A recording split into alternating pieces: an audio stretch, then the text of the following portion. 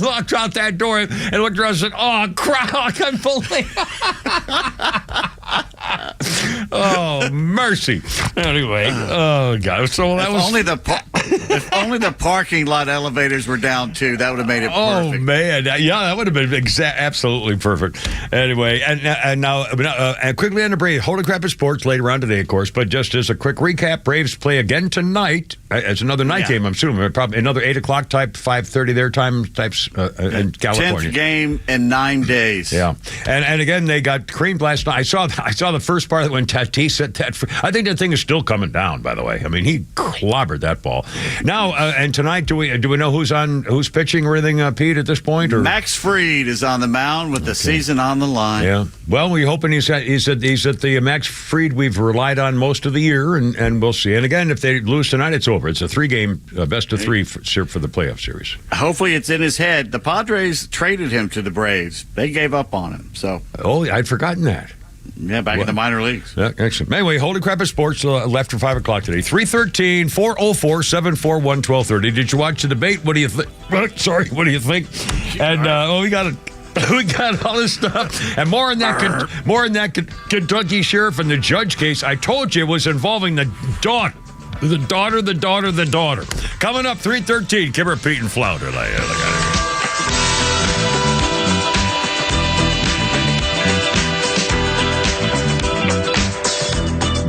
The party that's been screamed the most about election interference from the Russians is wanting millions of people to cross the border legally and vote in our election. Yeah, that's right. The Kimmer Show every afternoon from 3 to 6 p.m. on XTRA 106.3 and the XTRA app. While fall temperatures are cooling down, the action in the stadium and on the field is really heating up. If you find yourself in hot water from too much celebrating during the game, it's important to know who to call. Call A Second Chance Bail Bonds, where we handle bonds from the Battery to the Bends, and even for those who celebrate action between the hedges. At A Second Chance, we can have you or your loved one out of jail in a matter of hours. Call A Second Chance 24/7 at 404-BAIL-OUT. That's 404-BAIL-OUT. Or online at atlbail.com. Looking for bold discussions on vital issues? Tune in to The Janelle King Show every Saturday at 3 p.m. with an encore episode every Sunday at 9 a.m. right here on XTRA 106.3, where we dive into kitchen table topics that are essential for a strong republic. Don't miss an episode, but if you do, it's all good because we have new podcasts that drop every Tuesday on the Podcast Park or wherever you get your podcasts. Don't miss out on these thought-provoking conversations. Neil Borch here. Maybe you've already taken the steps to improve your health, maybe save your life. You're using a CPAP for your sleep apnea. I've been using one for well over 20 years. So right now, I'm here to tell you about a source for CPAPs and CPAP supplies here in the Atlanta area. CPAPs, etc. They're in Alpharetta. They have whatever you need. Roddy and Sharon are your CPAP experts, and they'll ship nationwide. More information, cpapsetc.com. Hello, Atlanta. It's Mark from the Safe House. And now a quote from Vice President Kamala Harris. What can be unburdened by what has been. What did she just say? Well, I think what she really means is come down to Atlanta Safe House and purchase a quality safe so you can be unburdened from protecting your valuables. And remember, don't let a crackhead or an illegal that Kamala, the borders are, let into our country deliver or move your safe. And one more thing, gun safes are sales tax-free at Atlanta Safe House. So drop by the showroom or go to atlantasafehouse.com. As an official community partner of the Atlanta Braves and the Atlanta Braves Foundation, the Warrior Alliance connects warriors and their families to free services such as health and wellness, housing, employment, education, legal services, and so much more. We need your financial support to increase our impact and change thousands of lives for those who served in the U.S. Armed Forces. It takes more than just thank you for your service. Make a donation to help warriors navigate to success after service. Go to thewarrioralliance.org/donate and make a difference today. I know it doesn't feel like it right now, but the cold air is coming fast. That means a couple different things to me and you. Energy bills will be rising and company coming over for the holidays. Dan Watkins here with all Four Seasons garage, entry doors, and windows. It's time to get your house ready for the winter air and your holiday visitors. The good news is that we have you covered for every opening in your home. So call us today to set up a free estimate with one of our amazing sales consultants. They'll help you pick out the perfect garage door, front door, and windows for your home. During this election, hard to trust anyone, so trust XTRA 106.3 to be the voice you need right now. Hey, it's Clay Travis, proud to be a part of XTRA 106.3 and the XTRA app. How's it going, guys? Here we go. I had the radio on. I was driving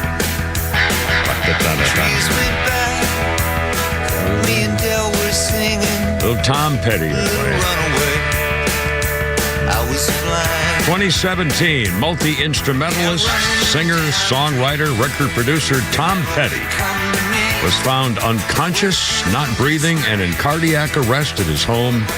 On this day in 2017, taken to the UCLA Medical Center, he died at 8:40 in the evening. The coroner said it was an accidental overdose from a mixed drug toxicity to handle pain from the various ailments. I've kind of forgotten what he'd been suffering from. You guys might remember. Tom Petty and the Heartbreakers formed the band 76, had led band Mud Crunch, was also a member of the late 80s supergroup The Traveling Wilburys. Tom Petty and the group sold 80 million records worldwide, one of the best-selling musical artists of all time. Passed away on this day in 2017. So one of his issues was his last tour, he was going on tour with a broken hip, and he didn't even really know it. And then he went to the doctor, and they gave him pills and everything, and just it was his time. Yeah. And again, it was an accidental. He was trying to, get out of pain. Managing the pain. Yeah, brutal. Hell, I damn near broke a hip yesterday. Here in the studio. Yeah, you did. Dumbass just sat down. There's no chair. Seriously? I sort of went flying. I don't know where you missed not even. I hear this thump, and I turn around. He's on the floor like a crab. I'm on my ass. I'm literally on my right butt cheek. Well, luckily you fell on your butt cheek and not your hip. I saw it before. I remember talking to him, and that's exactly what happened. And when you start to fall, when you get to a certain age, because that's how you break your hip. As an old person breaks their bones. That's exactly what happens. Of course, the things are really slippery. I mean, the floor is like wax, and the chairs are. They're looking at them. You could roll all day in these chairs. I love them. They're great. You can slide all day long. And I got on the edge of it, and it went flying. And I went right on my butt, and you learn how to twist so that you kind of break in the fall without breaking a bone. Anyway, it was a thing. All right, to the phones takes priority. Here's Fish Sticks with the Kimmer, Pete, and Flounder. Hello, Fish Sticks. How's it going? Hey, Kimmer. Man, I'm sorry about your fall yesterday. You got like 10 or 11 years on me, and I am not far behind you, buddy. Let me tell you. Well, welcome aboard. Boy. Yes, sir. Thought I'd give you a little update on this storm recovery crap. All right. Let's see. I live in I thought about it, and not only do I live in a one-stoplight town, I think this Warren County is a one-stoplight county. Wow. We're the last to get anything. The Postal Service did not list my town as not getting service. The Channel Fox 5 in Atlanta did not list Warren County as a disaster area for emergency stuff. Let's see. What else? Oh, today, day number 6, they just started handing out bottled water and some MREs for the folks that are not prepared. Wow. And then I'm telling you what, if folks weren't prepared, this is definitely going to, give you just slap on the forehead. I could have had a V8. Wham. Yeah. Yeah, going to wake some folks up. Well, I'm ready to answer questions. Well, it's just every time I see more videos and towns just washed away, and where's how are they going to get there? And at least, in fact, Pete posted the story out today. There actually is the mule team. The Mountain Mule Packer Ranch in North Carolina has mules loaded down with equipment and medicine, especially people need their insulin, who are suffering from diabetes and so forth. And so these mules are actually doing with the Cajun Navy, it's civilian volunteers who are the ones who are getting through to some people. And I don't know what the hell the government's doing, but it's got to be a nightmare. Aside from just losing everything, it's just horrible. And thanks to folks for reposting a lot of this information. Cell service is spotty, and I might drop out at any minute. But it comes on. I've had to drive 20 miles away from the house just to get a phone signal to contact the rest of my family. And the trick here is, thank God for family and friends. We've got 4 or 5 neighbors down here that are cooking for each other and helping each other out. We're not to the point yet where we're sitting on the porch with a shotgun in our lap, okay? Yeah. It's not gotten that far yet. Yeah. And I say that with a smile on my face. Now, I do feel sorry for the folks up there in the Carolinas. I saw that they had 2 interstates, 26 and 40, are unpassable, which is really sad. It just shut down. Yeah. My street, I told Georgia Power yesterday that we have 6 trees leaning on lines, and at the end of my street, I got a pole chopped in half. I heard that there's over 100 poles that are broke. Wow. For us, now, the parts of our little town have gotten the service back, but that's off the main thoroughfares. Where I am, we probably, now, what is this, day 6 now, if I'm not mistaken? Yeah.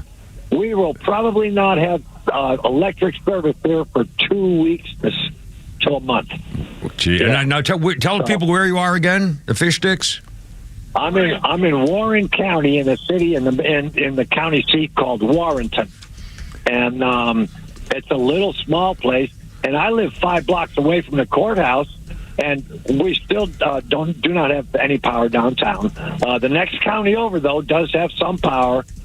Gas is running. Some places are on generators. And you got to have, well, I'll tell you, this is a big reminder to have some cash stashed away, because some of these places aren't using cards. You got to have cash for what you need. No electricity. Yeah, can't take a machine. Visas. It's crazy. Man. I went into Harbor Freight and bought 2 extension cords, and they were dark, lights out, running flashlights, and everything was written down on a piece of paper, and you had to pay cash. Wow. So, man, I feel bad for you. Can we do anything to help? Can we put a call out to anything, or is there anything we can do from here? No, we actually, it's kind of dangerous right now. Cutting trees. Yeah. Cutting trees away from power lines, and you don't want to mess with those lines. Yeah. We got a bunch of kids on like 4-wheelers and motorcycles running over these electric lines. Oh, they got it's not what it does is stupid. It puts stress. Yeah. It puts stress on the other end of the line, and anything that's broke is going to come down a little farther. Yeah. Well, chase them out of there. Listen, Fish Stick, thanks for the update, man. I feel bad for you, and if we can do anything, please keep in touch. And I don't know what we can do, but we're here if we can.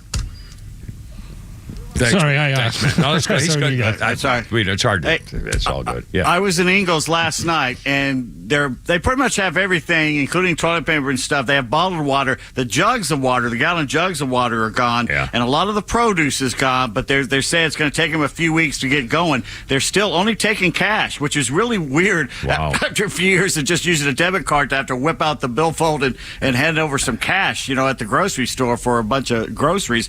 But they say it could be weeks or months before they get that up running, because it was up in Asheville, their headquarters, and their computer thing, it was all washed out.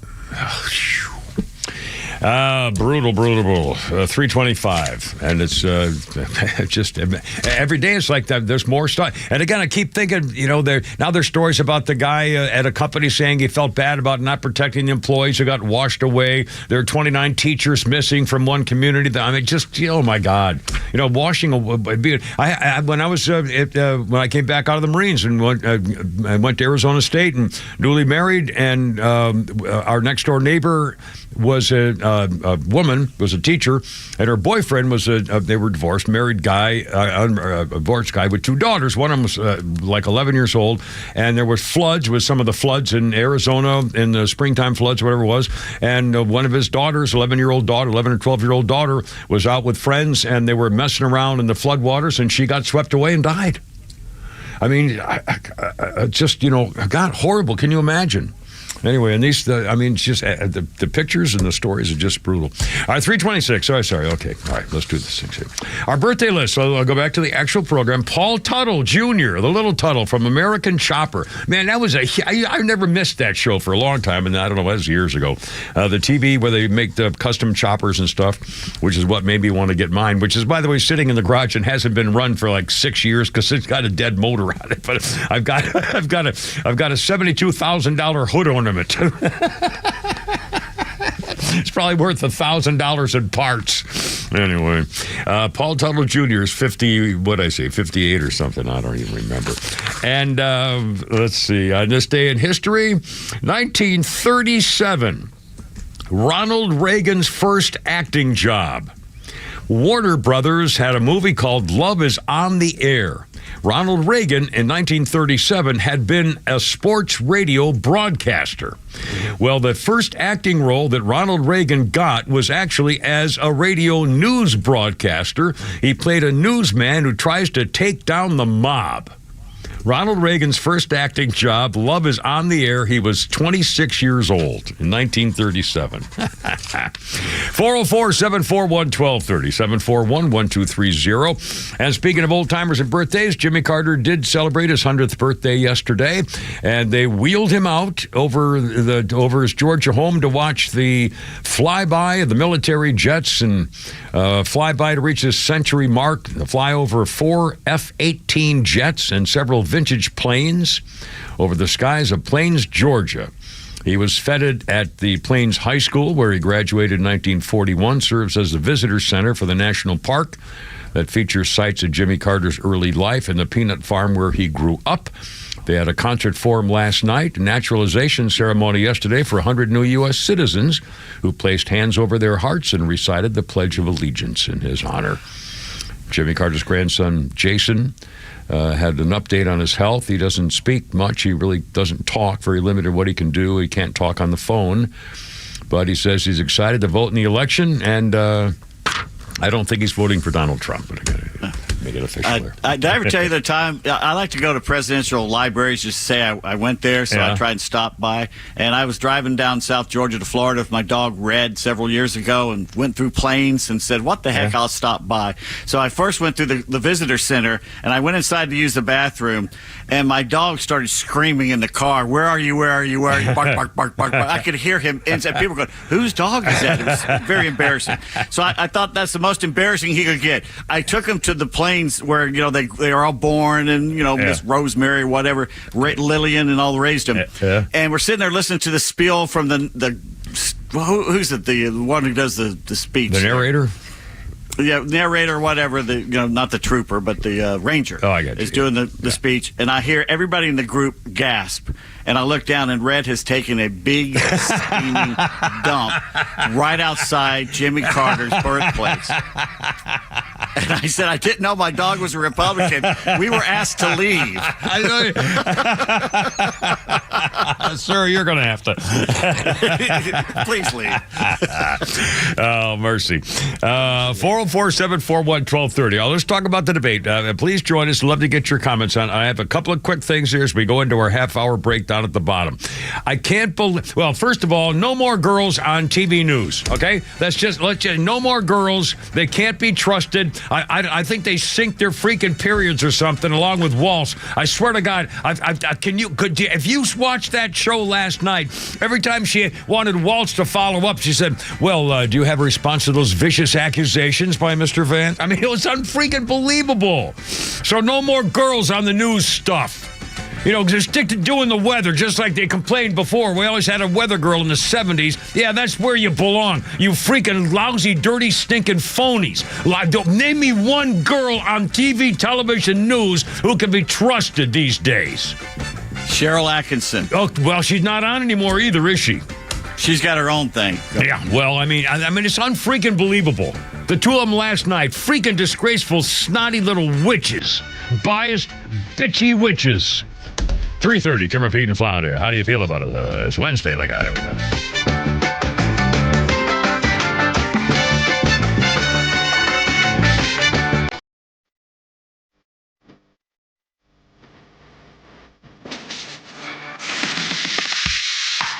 If you love news and talk, you have to connect with the biggest personalities in the South at thepodcastpark.com. It's more original Atlanta content from Atlanta's hometown talk crew. From legal news to sports and politics, and even archives of interviews from years past. Find the podcast that you love and subscribe everywhere you get podcasts.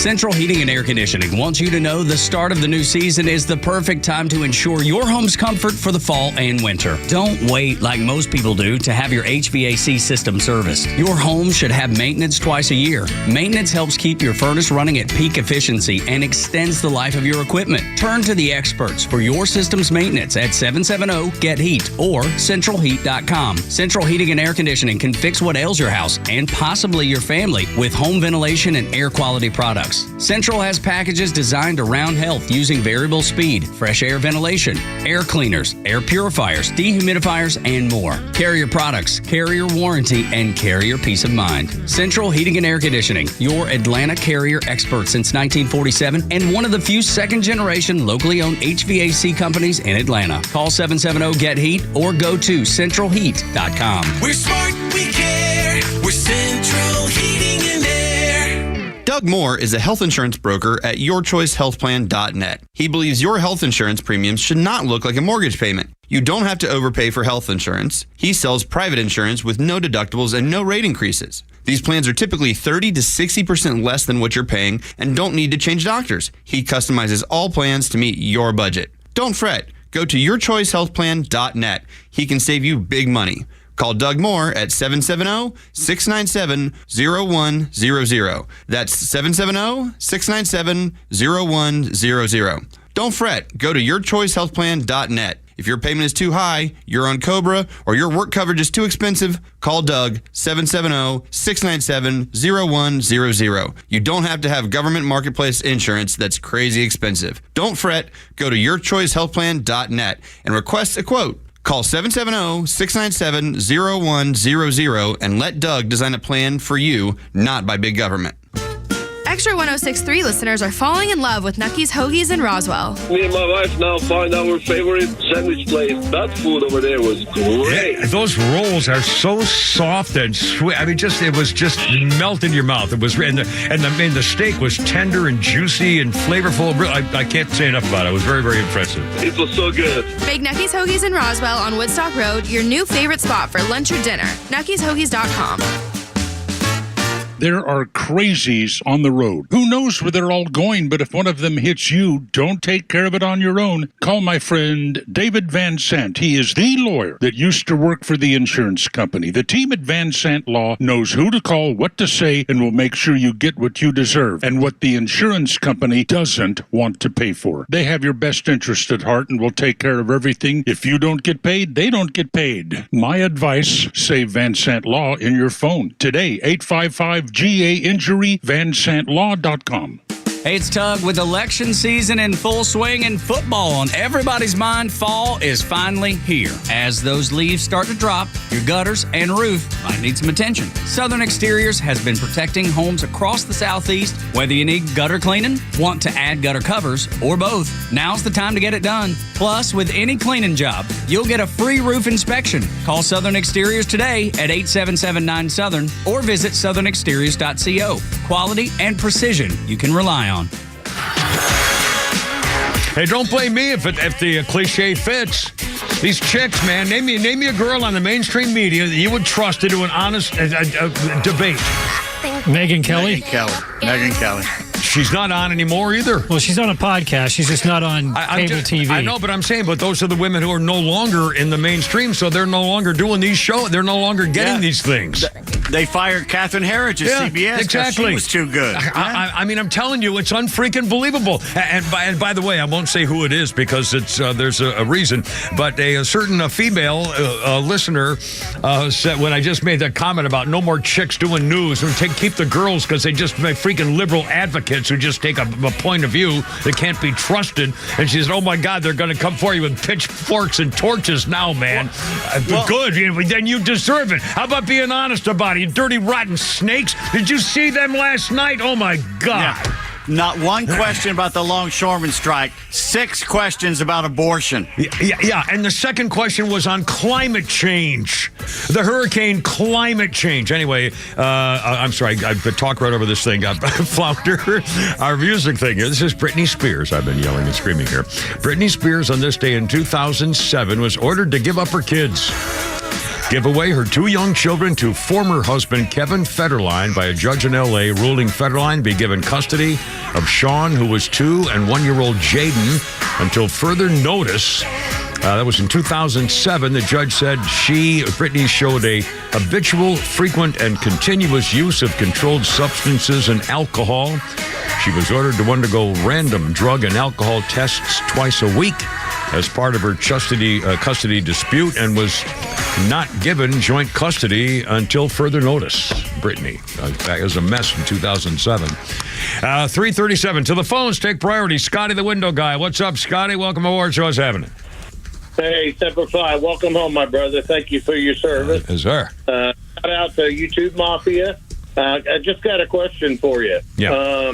Why did it take Biden and Harris 5 days to go visit the atrocious destruction in the Southeast, and Trump started doing it on Saturday? He started sending supplies on Saturday. Do you think Trump's doing it for political gain, or do you think that he just genuinely cares about us, the little people? Well, obviously, anything he does during the political campaign is going to be hopefully for political benefit. But clearly, I think he does care. I think it made a difference, and I think he's going to show the people that really we have a different kind of administration when we had him in office, and he cared about taking care of the people, as opposed to these people are more concerned about how things look. They're more concerned about whether it looks good for, if you can't complain about a man who wants to be a girl because it is not the right thing to do. They're more concerned with appearances as opposed to just common basic tenets of decency. I don't know. I'm sick of the whole freaking bunch of them. And by the way, thanks for calling at 338. We also have Swatoon on the horn as well. I beg your pardon, Swatoon. Welcome aboard, sir. Did you watch the debate? What do you think? Oh, yeah, I watched it. I love the part when he tells the whatever those 2 ladies' names are. Yeah. Tell them, you just fact-checked me. I need to, let me explain this. Yeah, we're gonna play that couple sound bites here in a second. Yeah, fact check. Yeah. That's what I said. I mean, yeah, sorry, my English is not perfect. But anyway, very close. You said about the lady would you trust? What about that judge on the 5? What's her name? Janine, what's her name? Yeah. Again, there were some people on Fox News. There's 3 or 4 girls on Fox News, but again, they're not going to be the people who are ever given the opportunity to host these events. I mean, that's the point. If there's someone who's going to play it straight, or at least be honest about an open bias, they're never going to get those kinds of jobs. And again, the American people. I think everybody probably saw that woman being a snot. The one on the right in that stupid pink dress. Oh man, what a snotty little snot that chick was. Jeez. And when will the Republicans grow some cojones to say no, we're gonna do debate with these people, not with whatever you want to do? I know. The Republicans always cave. Trump caved in and says, "Okay, we'll do it anywhere you want." Same with France. We'll do it anywhere you want. And because then the problem is if they say no, then there's no debate. So they're forced into it because the other side will say, well, we're not going to change our mind. So we always cave. Republicans always cave. Always. That's what I'm saying. I mean, it's like a marriage. When my wife says something, I usually say, okay, let's do it. That's yes, dear. That's a proper response. You're right again, honey. Exactly. I love you, sweetheart. All right, thanks, Swatu, at 340. A couple of just quick comments on my own I made here. For one, it was way too civilized. J.D. Vance, I think, did a beautiful job. He really showed his character. He did everything right. I mean, he talked about his background. He said, I'm going to answer your question first. You need to know this. I mean, everything he did was really, really, really well done. He looked comfortable. His body language was perfect. He was smart and quick and knowledgeable. I mean, everything about him was really, really well done, as opposed to the idiot on the other side. In fact, the quick headline, the Babylon Bee said, the nation is in awe that Kamala Harris managed to find a running mate dumber than she is. I mean, what a performance last night. But we'll talk about that again, too, and you're going to hear some sound bites here in a second, Flounder. I promise I'll get to them. A couple of comments. He never got to talk about what I consider clearly showing that I am out of touch. I am my whole demographic just doesn't count anymore, because to me the most important things about about J.D. Vance running against false Walsh, the chicken-livered, yellow-bellied coward, They never got to nail him on having a gun in war. They never got to nail him on being a retired command sergeant major when he was actually forced out of that role because he didn't do the qualifications for it. They didn't get to the fact that he turned his back on his team when they were going over to war and he stayed at home instead. They never got him on his tampons for boys in schools. They never got him on snitching on his freaking neighbors in Minnesota for the China kill virus. They never got him on the George Floyd riots and how he refused to call out the National Guard to stop it. They never got him on whether boys can use play on girls' teams. They never got him on not allowing parents to stop a child from changing their gender. There's like 5 or 6 major things about this guy being a scumbag, and they didn't do any of them. Again, those things to me are indications this man is a punk and a worthless, shiftless, no good bum. He's just a bum. He's an empty shirt. He has no character. He has no class. He's got to make up a life from. Okay, Flounder, let's do this soundbite. Let's do this. Is hold on. What was the one I just got? Hold on, I got it here. I'm sorry, I'm so ticked off about this. Oh, here we go. We're going to do cut number 3. Listen to this very carefully. You're going to hear the woman asking the question. And by the way, good for her on this one. They were talking about, she was talking about reporting that that False Waltz was in Hong Kong during the Tiananmen Square massacre in the spring of 1989. Well, that turned out to be not true, but listen carefully. You're going to hear how False Waltz had to memorize all of his answers to questions he knew were coming. You're going to hear him talk about, when she asked the question, basically, you got caught in a lie. You weren't there when you said you were. That was the basic premise of the question. Listen to how he starts doing a word salad just like Carmela, learning from her, and listen to how he describes his early childhood on a bicycle and then switches into something he did when the National Guard. See if you can catch this right after he starts talking. Flounder Fuel, cut number 3. Governor Walz, you said you were in Hong Kong during the deadly Tiananmen Square protests in the spring of 1989. But Minnesota Public Radio and other media outlets are reporting that you actually didn't travel to Asia until August of that year. Can you explain that discrepancy? Yeah, well, and to the folks out there who didn't get at the top of this, look, I grew up in small rural Nebraska, town of 400, town that you rode your bike with your buddies till the streetlights come on, and I'm proud of that service. 35 years ago, be able to do that. I came back home and then cut it right there. Hold on, Flounder. Did you hear what he just said? He said, when I grew up in a little town, we could ride our bikes until the lights came on, and I'm proud of that service.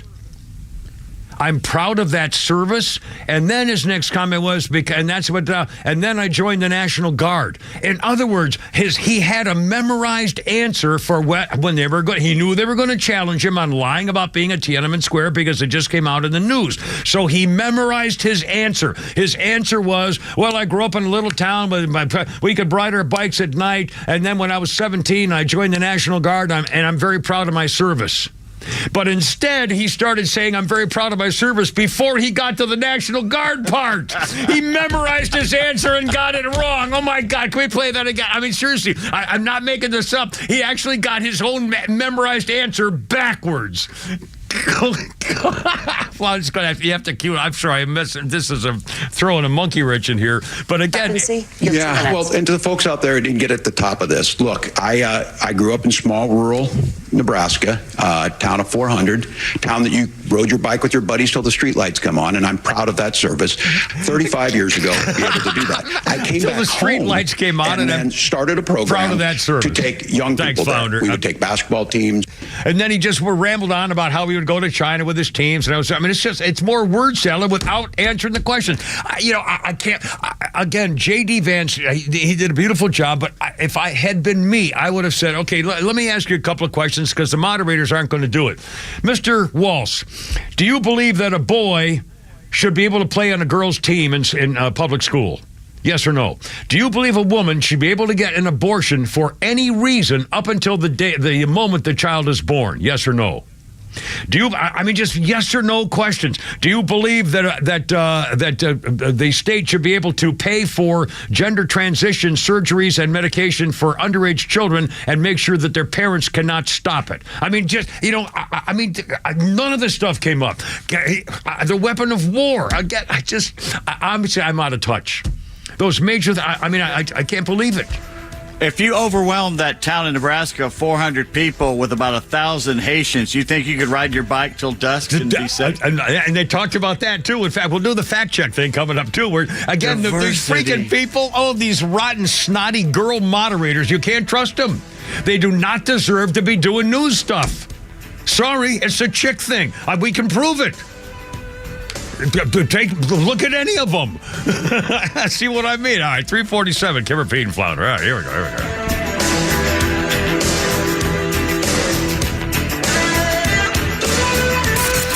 The legend Neil Bortz is only on Extra 106.3. Hey, it's a Kimmer. How's it going? Here's what you missed from the Talkmaster.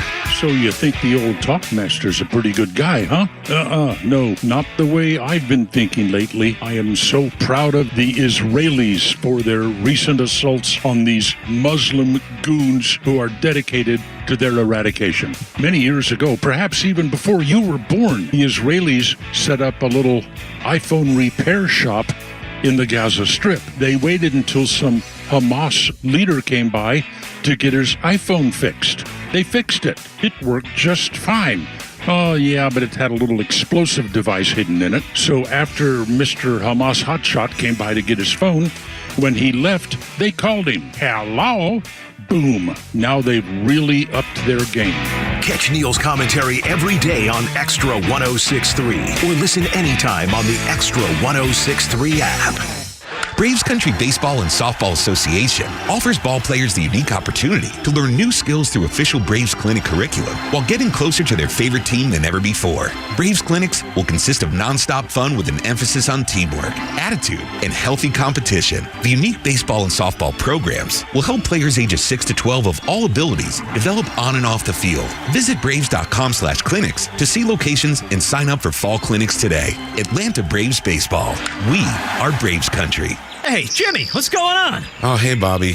It's kind of embarrassing. I'm having deck problems. You're having deck problems? Hey, keep it down. It's embarrassing. Now, look, there's plenty of guys in the neighborhood with deck problems. What's the matter with yours? Well, it's small and old compared to yours. All right, let's not make this a deck measuring competition. You just need to call Excavations. They've seen decks of all sizes, shapes, and colors. Good news is Excavations can build you a sweet new deck that you'll love to show off to your friends and neighbors. Don't worry, Jimmy. We're going to get you some big deck energy. Hi, this is Candace with Excavations, and have I got a tip for you. Don't feel ashamed of your deck. Excavations can build an outdoor living space that you'll be proud of. And with our Exavision, we'll be able to show you your home's transformation before you even begin the work. Keep the HOA off your deck and give us a call today for decks, windows, siding, roofing, and more. Or visit us at exovations.com to get inspired. Are you looking for something simple but delicious, sweet but also savory? Discover Schumann Farms Sweet Onions. Schumann Farms is a third-generation family farm with the Real Sweet brand and Mr. Buck's brand sweet onions. Each brand brings savory, sweet deliciousness to every meal. Whether you're grilling, sautéing, or simply adding a fresh crunch to your salad, Schumann Farms has you covered. Look for Schumann Farms Real Sweet brand and your Mr. Buck's brand sweet onions at your grocery store and taste the difference for yourself. Schumann Farms, the Georgia family farm growing tradition and the world's sweetest onions. What's up, Atlanta? It's Ben Burnett, host of the Weekend Ben Burnett Show. Each and every weekend, right here on Extra 106.3, we unpack all the week's events. We talk about all the issues with a local Atlanta-based flavor. You can catch me each and every weekend, Saturdays at 2 and Sundays at noon. If you ever miss an episode, you can go to the podcast park or wherever you download all of your content, and I'll be right there. Thanks for listening to the Ben Burnett Show, proudly brought to you by Butler Snow. My fellow Americans, our yards are in troubled times. Unwanted weeds are crossing fence lines across our great nation, and we need to put a stop to it. No more college football Saturdays spent mowing the lawn. No, sir. Let's turf it with ultra-premium artificial grass from ATL Turf Co. They're Atlanta and North Georgia's first choice for premium turf solutions, from incredible lawns to custom putting greens. Let's make your yard great again with a free consultation at atlturfco.com.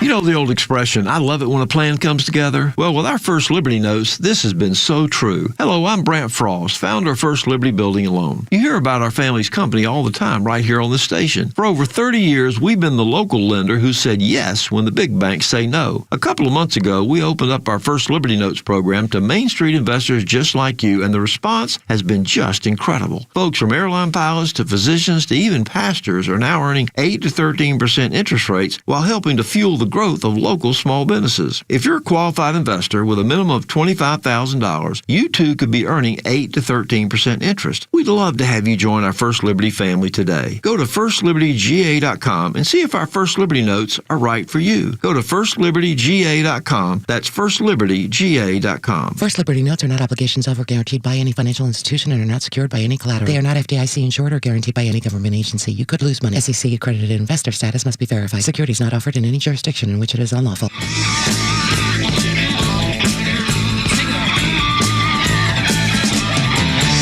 right, I got, this ain't an interesting update here Pete just sent.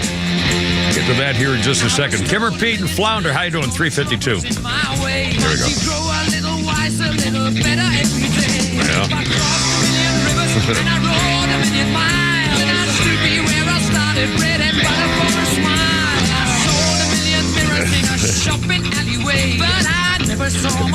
Don't know where to pop in here. This is Queen. I know. Man won't shut up. 2003. A pair of insert yourself anywhere. It's Freddie Mercury. That doesn't make any difference. He ain't listening. 2003. A pair of trousers worn in 1984 by Queen star Freddie Mercury were sold 20 years later at the Hard Rock Cafe for about $5,000 at a Christie's auction in London. A wooden sculpture of a cupboard designed by John Lennon claimed the highest price of the day for about $30,000. Hundreds of items from the Beatles, the Rolling Stones, and Jimi Hendrix went under the hammer at the sale of memorabilia at Christie's in 2003. Phone calls take priority. Dale is on the radio with the Kimmer, Pete, and Flounder. Hello, Dale. Welcome aboard. What's going on? Hey, Kim. I have two things. I want to respond to the previous caller that asked you whether you thought that what Trump is doing as far as coming to the southeast to the destroyed areas, whether he's doing it for political purposes or because he really cares. Mm-hmm. I can answer that question for that caller. First, I want to remind the caller that all 4 years that Trump was president, he never took one penny of the salary that's given to the president. Right. Why? Because he cares about America. He has done over the course of his life so much for so many people, but he doesn't advertise it. He doesn't promote that kind of stuff. And he certainly didn't become president for political reasons. Right. Going through what he's not only he's put himself through, but his whole family. Yeah. To serve the people of this country and put the power back to the people the way our founders intended it for it to be. Yeah. And lastly, this is about Walz. Let's call Walz what he really is and the leadership of the Democrat Party. And I think all conservative podcast people, talk show hosts need to start using this word. He is a communist. Let's say it for what it is. Yeah. He's a communist. It's a Chinese communist. So is the leadership of the Democrat Party today. You know, Dale, in fact, he's even worse than a communist. He's a Chinese communist. If you look at the differences between the Communist Party historically of Russia and some of the Eastern European countries and so forth, and compare that to communist China, I mean, their rule is genocide. Their rule is way stricter and more repressive than any other types of the Communist Party that I've been, familiar with over the years as a news guy, and it's even worse. And he, he was bragging about all the 30 trips he's made to China and learning all the Chinese ways and how impressed he is and so forth. The man's a danger. He's a freaking danger to America. Useful idiot. Yeah. Dale, thanks, man. I appreciate it. I'm sorry, you still there? I'm sorry, I wasn't sure, Dale. I'm sorry. Yes, sir. No, I just wanted to say what you just said is exactly true. That's exactly the case. Absolutely. Well, thank you. Yeah. Thank you, Dale. I appreciate it. You're very kind of call. 357-404-741-1230. You'll hear more comments from the debate last night. We have a little something here for Nucky's Hoagies and our the naughty little subsisters over there. Imagine if Bush was president right now. Having talked about all this new gender ideology stuff. Oh, yes. Yes. George Bush having to list that sexuality pronoun thing on live TV, but my fellow Americans, happy Pride. I'm very proud. And I want to say I respect all peoples.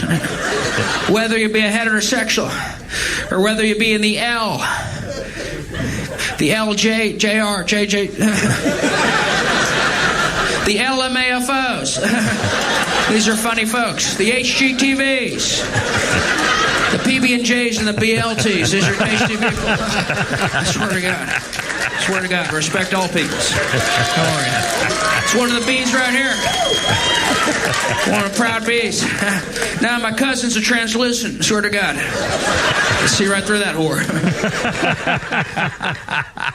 Who's that there, Flounder? That is Mr. Tyler Fisher. Tyler Fisher. Very good. I don't think I know that name, but he's a clever, very clever guy. 404-741-1230. 358 if you want to join us. Kim, Pete, and Flounder. Braves again play tonight. If they lose tonight, it's over.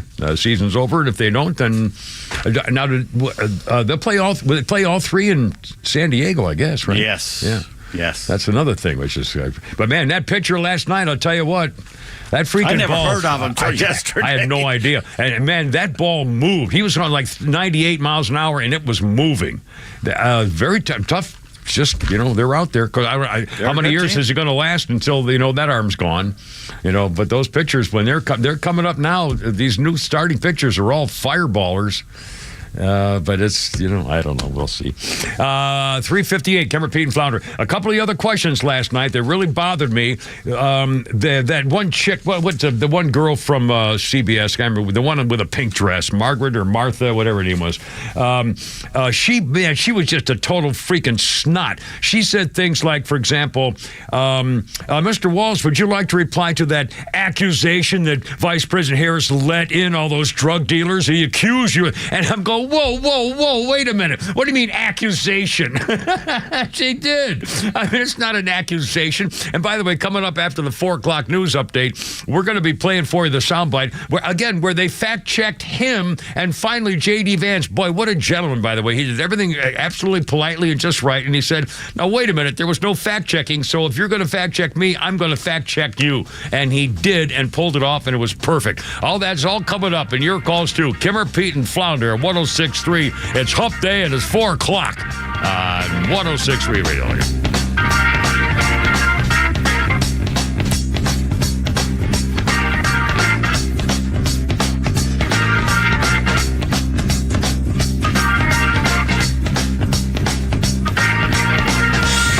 WFOM and W292EV Marietta, a Dickey Broadcasting Station. This hour is presented by Atlanta Safe House.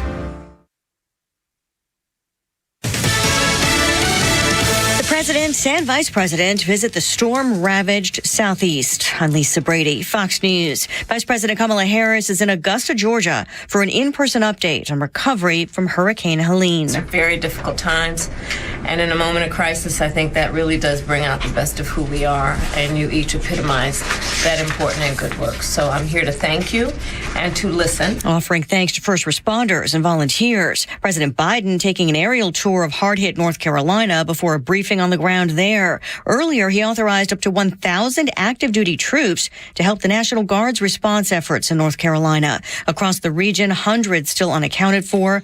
Helene is now blamed for at least 170 deaths.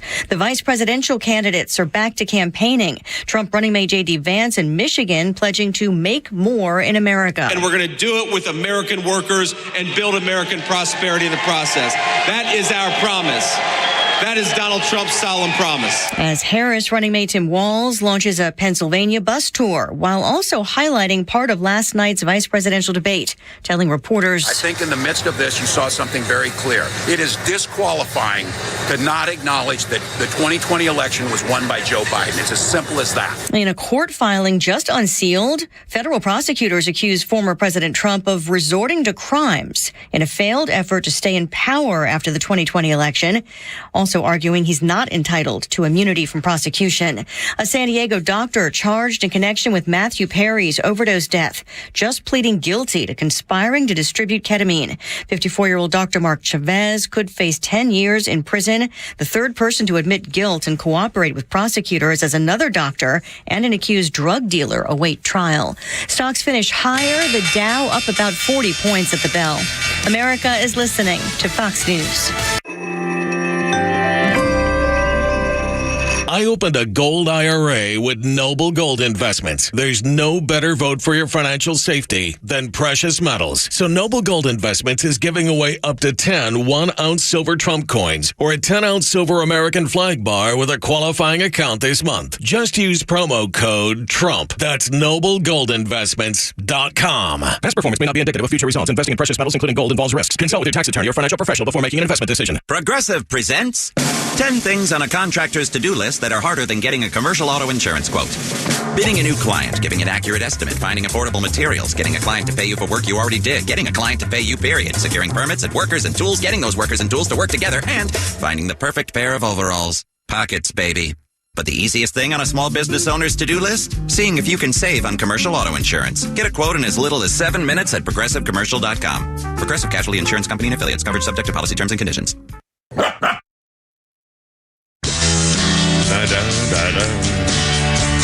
They got here 403 Kimmer, Pete, and Flounder radio program. The only news talk station in Atlanta that doesn't really suck. 106.3.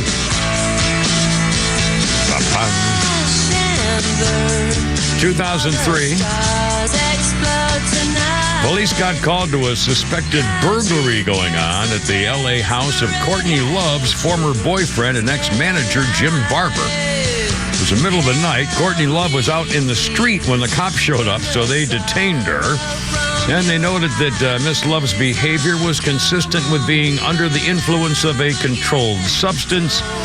So they put her in handcuffs and took her to the hospital. And everything will be fine. 40, I got Courtney Love. She's still living? She's still around, right? I guess. Somewhere.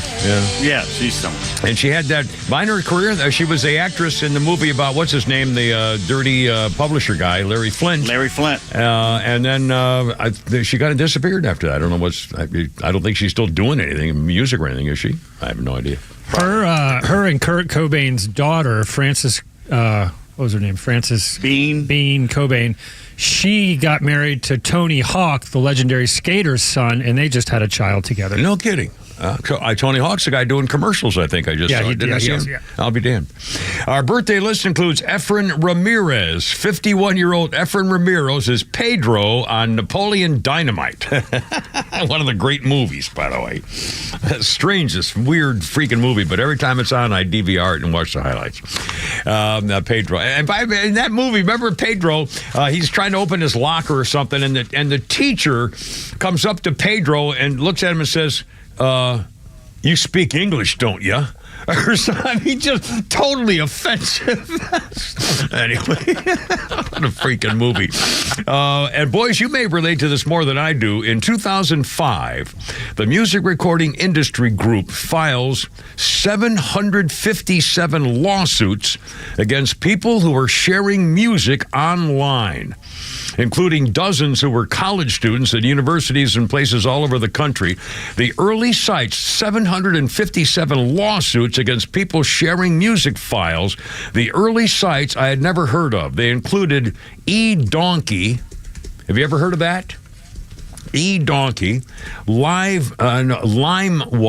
lime as in the fruit, LimeWire, and i2Hub.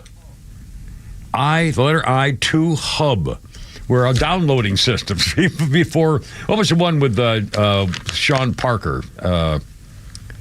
Look at my papers. They're standing up again. Look at my. Is YouTube working? The YouTube Mafia. Here, look at the Kimmer's paper. Stand straight up in the air, baby. Anyway, our 4 o'clock hour brought to you by our good friends at Atlanta Safe House. Yes, it's true. Home of the Kimmer safe. You know, you need a safe, silly. Don't be like the Kimmer. Went to Florida, didn't have one, lost all my stuff. Get yourself a safe. They have a showroom in Acworth up on Industrial Boulevard, and you can get them online on the web. Check it out. Tell them the Kimmer sent you. AtlantaSafeHouse.com. Real quick, we got Patricia on the line. She wanted to talk about last night's debate. Patricia, welcome aboard, sweetie. What's going on? What'd you think? I thought Vance was absolute perfection under all the circumstances that he was around. I was surprised that there was not one mention of the longshoreman strike. Yeah. And the fact that Biden could have held it in check by law for 80 days. Yep, that's right. You can make him go back to work. Yeah, that's right. That would have been a great issue. Would you support that or not? Another yes or no answer. And again, they glossed over it. Yes, ma'am. But here's the key. Yeah. If our goods and services were made in the United States, we wouldn't need the longshoremen. Well, that's a good point. We wouldn't need as many, that's for sure. Exactly. And when the head of the Longshoremen's Union said he wanted to forbid them for using automation, China's completely automated with their shipping. Well, they can't. You can't stop automation in any industry. It's coming. I mean, that's why we don't, have wagon wheel companies anymore. I mean, if they did, they'd be all automated. And they were going to give them a 77% raise. Yeah, that's and that's not enough. Yeah, no automation. They were giving them 44. They wanted 77. Yeah. This is a mess, Kimmer. Yeah. It's a mess. It's going to get bad too if it keeps on. They're going to have to go back to work. And again, they're threatening to make. Even if they go back to work, they're just going to slow walk it. The guy already warned. He says we're going to make it a nightmare. We'll go back to work and do nothing for 90 days. So I don't know. Yep. Patricia, thanks. It was a great debate last night for J.D. Vance. He really, really, really socked it to that loser, phony, commie, traitor, chicken liver, yellow belly. And he held his cool and his dignity through the whole thing. Yes, he did. Very classy individual. Thank you, Patricia. Always a pleasure to talk to you, sweetie. By the way, my old golfing buddy, one of my best friends ever, Danny McLefty, so listened to the program, and he just sent me the word Napster. That's what I was trying to think of, the company, the famous file-sharing company was Napster, of course. Thank you, Danny. I hope you're doing all right, my friend. I haven't talked to. We got to get out of the golf course one more time. I got to play one more round of golf, see if I can shoot my 8. All right, 409. Okay, back to the news. Debate last night. Let's do cut number 1 here, Flounder. Speaking of this snotty little snot, it was Margaret Brennan, was the one in that pink dress, I think it was, on the right. As you look at your TV last night, the snotty little snot from CBS. These biased freaking loser advocates, Trump-hating liberal girls, and she tried to pull a little fact check. Let's do cut number 1 and see how J.D. Vance handled that last night. Just to clarify for our viewers, Springfield, Ohio does have a large number of Haitian migrants who have legal status, temporary protected status. Well, Margaret, but thank you, Senator. We have so much to get to. Margaret, I think it's important. We're just trying out of the economy. Thank Margaret, you. The rules were that you guys weren't going to fact check, and since you're fact checking me, I think it's important to say what's actually going on. So there's an application called the CBP One app, where you can go on as an illegal migrant, apply for asylum or apply for parole, and be granted legal status at the wave of a Kamala Harris open executive order wand. That is not a person coming in, applying for a green card and waiting for 10 years. That is the facilitation of illegal immigration, Margaret, by our own leadership. Thank you, Senator, for describing the legal process. We have so much to get to, Senator. Those laws have been on the books since 1990. Thank you, gentlemen. The CBP app has not been on the books. They didn't have apps in the 90s. I mean, it's just... Gentlemen, the audience can't hear you because your mics are cut. Unbelievable. Censor. Did you see that? And Fox has a story where they're basing, they electronically hook up people viewing it. Yeah. And when they cut their mics, everybody, Dems, Republicans, Independents, went, what the blank just happened? Yeah. Well, there you are. This is censorship. Again, everything that's happened, let's go right down to very serious basics here. Everything that's happened, the reaction, the results of every event that's happened since, hell, in 8 years since Donald Trump came down that stinking escalator, has always been because of what the American people believe to be the truth based on what they hear and see and read on the media. Everything that's the January 6th reaction to the January 6th non-riotous, non-insurrection, mostly peaceful protest, the reaction to the innocent woman, unarmed woman going through a window, getting shot in the neck and killed as a protest, and they laud the cop as a hero. The reaction to the George Floyd situation, the reaction to the riots and the burnings, everything that's happened in this country, the reaction to the events have all been colored by the reaction in the media. And if Americans don't know anything more than what the media tells them, that's where we are. That's how come we're here today. Everything is based on what the media is telling, and I'm telling you, for 8 years, the First Amendment is dead. We have not had a legitimate free press in this country since they turned on Donald Trump because he was a freaking outsider and wanted to drain the swamp. And they all turned on him. They all turned on him. This never would have happened 50 years ago. The only time the media's been in cahoots like this with anybody has been back in the early days when they would cover up sexual scandals like with the Kennedys and things like that. They just didn't talk about that stuff. They let it go. They didn't make a big deal about it. But if there had been political scandals were a whole different thing. And this is the death of the freedom of the press. There was a perfect example of it. The bias is just, it's astounding. The bias, there was more than one question after another. When they were talking about the freaking climate change, they're not only just cutting them off, they tried to get J.D. Vance when they said, well, you called Donald Trump a Hitler one time. And he said, well, you know what? I was wrong because I believed what was in the media. I was believing you in the media, and that's why I thought Donald Trump was a bad guy, because that's all I knew was what you were telling me. Perfect examples.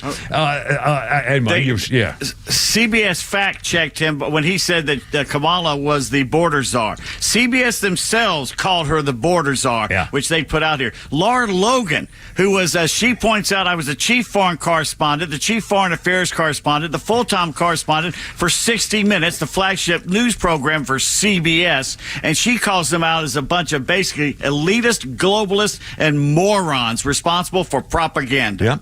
How about that? Remember the CBS girl question again? She said to J.D. Vance, what evidence do you have that immigrants are driving up the cost of housing? Again, they challenged J.D. Vance on everything. And he said, wait a minute now, let's not blame the immigrants for the rising cost of housing. Let's blame the fact that you're bringing all these people in who need a place to live. And it's not their fault. You let them in. Now you got to take care of them. These people are unbelievable. And again, they just challenged him and nobody else. In fact, J.D. caught false walls coming up. You'll hear his comment here in a second about a whole other issue about the war going over in the East. And the bottom hour, when we do Pete's tweets, your mind's gonna be blown about what Politico, the spin they're putting on the debate last night. Oh man, it's all coming up in your calls with the Kimmer, Pete, and Flounder on 106.3. 4:15 already. Holy cow!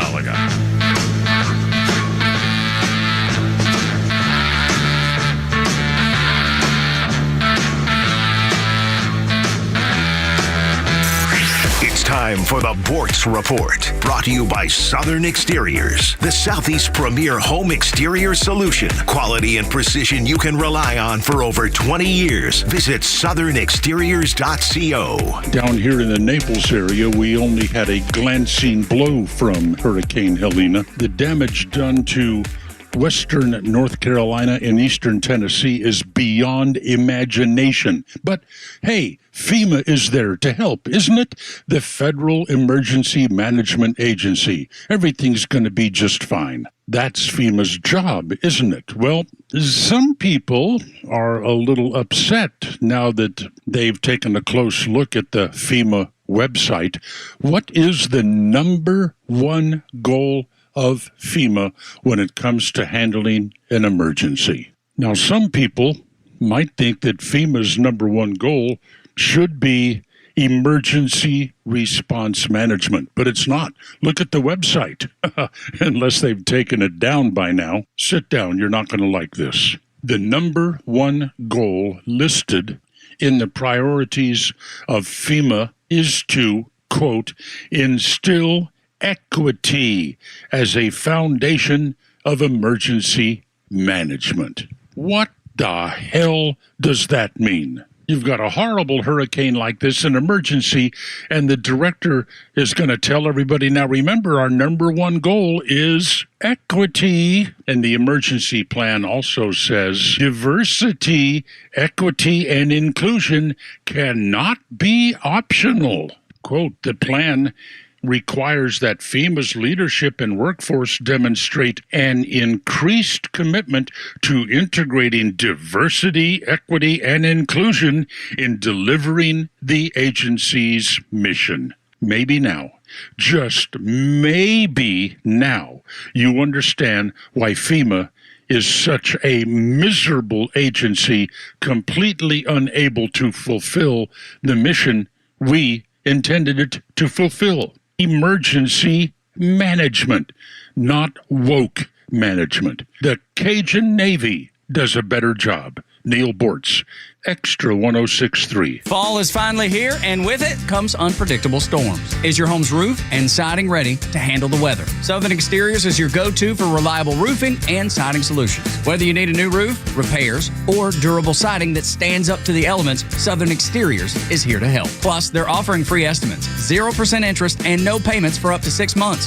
so you can get the peace of mind you need before the storm hits. Call Southern Exteriors today, 877-9-SOUTHERN, or visit southernexteriors.co. Quality and precision you can rely on. By texting 64,000, you agree to receive recurring automated marketing messages from Real Success. Message and data rates may apply. No purchase required. Terms apply. Available at ourrealsuccess.com. Do you want to learn how to make money flipping houses and acquiring rental properties right here in Atlanta? We're offering a handful of motivated individuals the opportunity to attend our workshop right here in Atlanta for free. That's right. We'll give you 2 free tickets when you text FREE to 64,000. Atlanta is the perfect market to flip houses and build rental income. Discover the simple steps developed by Joe Arias, one of real estate's greatest rags to riches stories. You'll learn to flip properties and secure rental properties without using your own money and in your spare time. Don't miss this opportunity. Come to a complimentary live 2-hour workshop next week right here in Atlanta and learn how to start making money flipping homes and building long-term wealth with rental properties. To get 2 free tickets, text FREE to 64,000. Text in the next 10 minutes, and registrants will also receive a free copy of our Funding for Deals guide. Text FREE to 64,000 for 2 complimentary tickets. Text FREE to 64,000.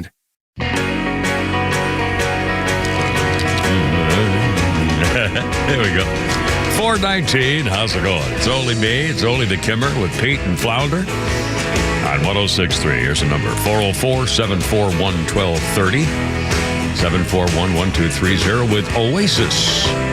1995, Oasis released their second album, What's the Story, Morning Glory. Entered the British chart at number 1. Sold 18 million copies and more. Won the award for Best British Album of the last 30 years. In 2010, this Oasis album won the award for Best British Album of the last 30 years. Okay, let's play a little bit of Flounder if you want to for a second. I don't know much about Oasis. Okay.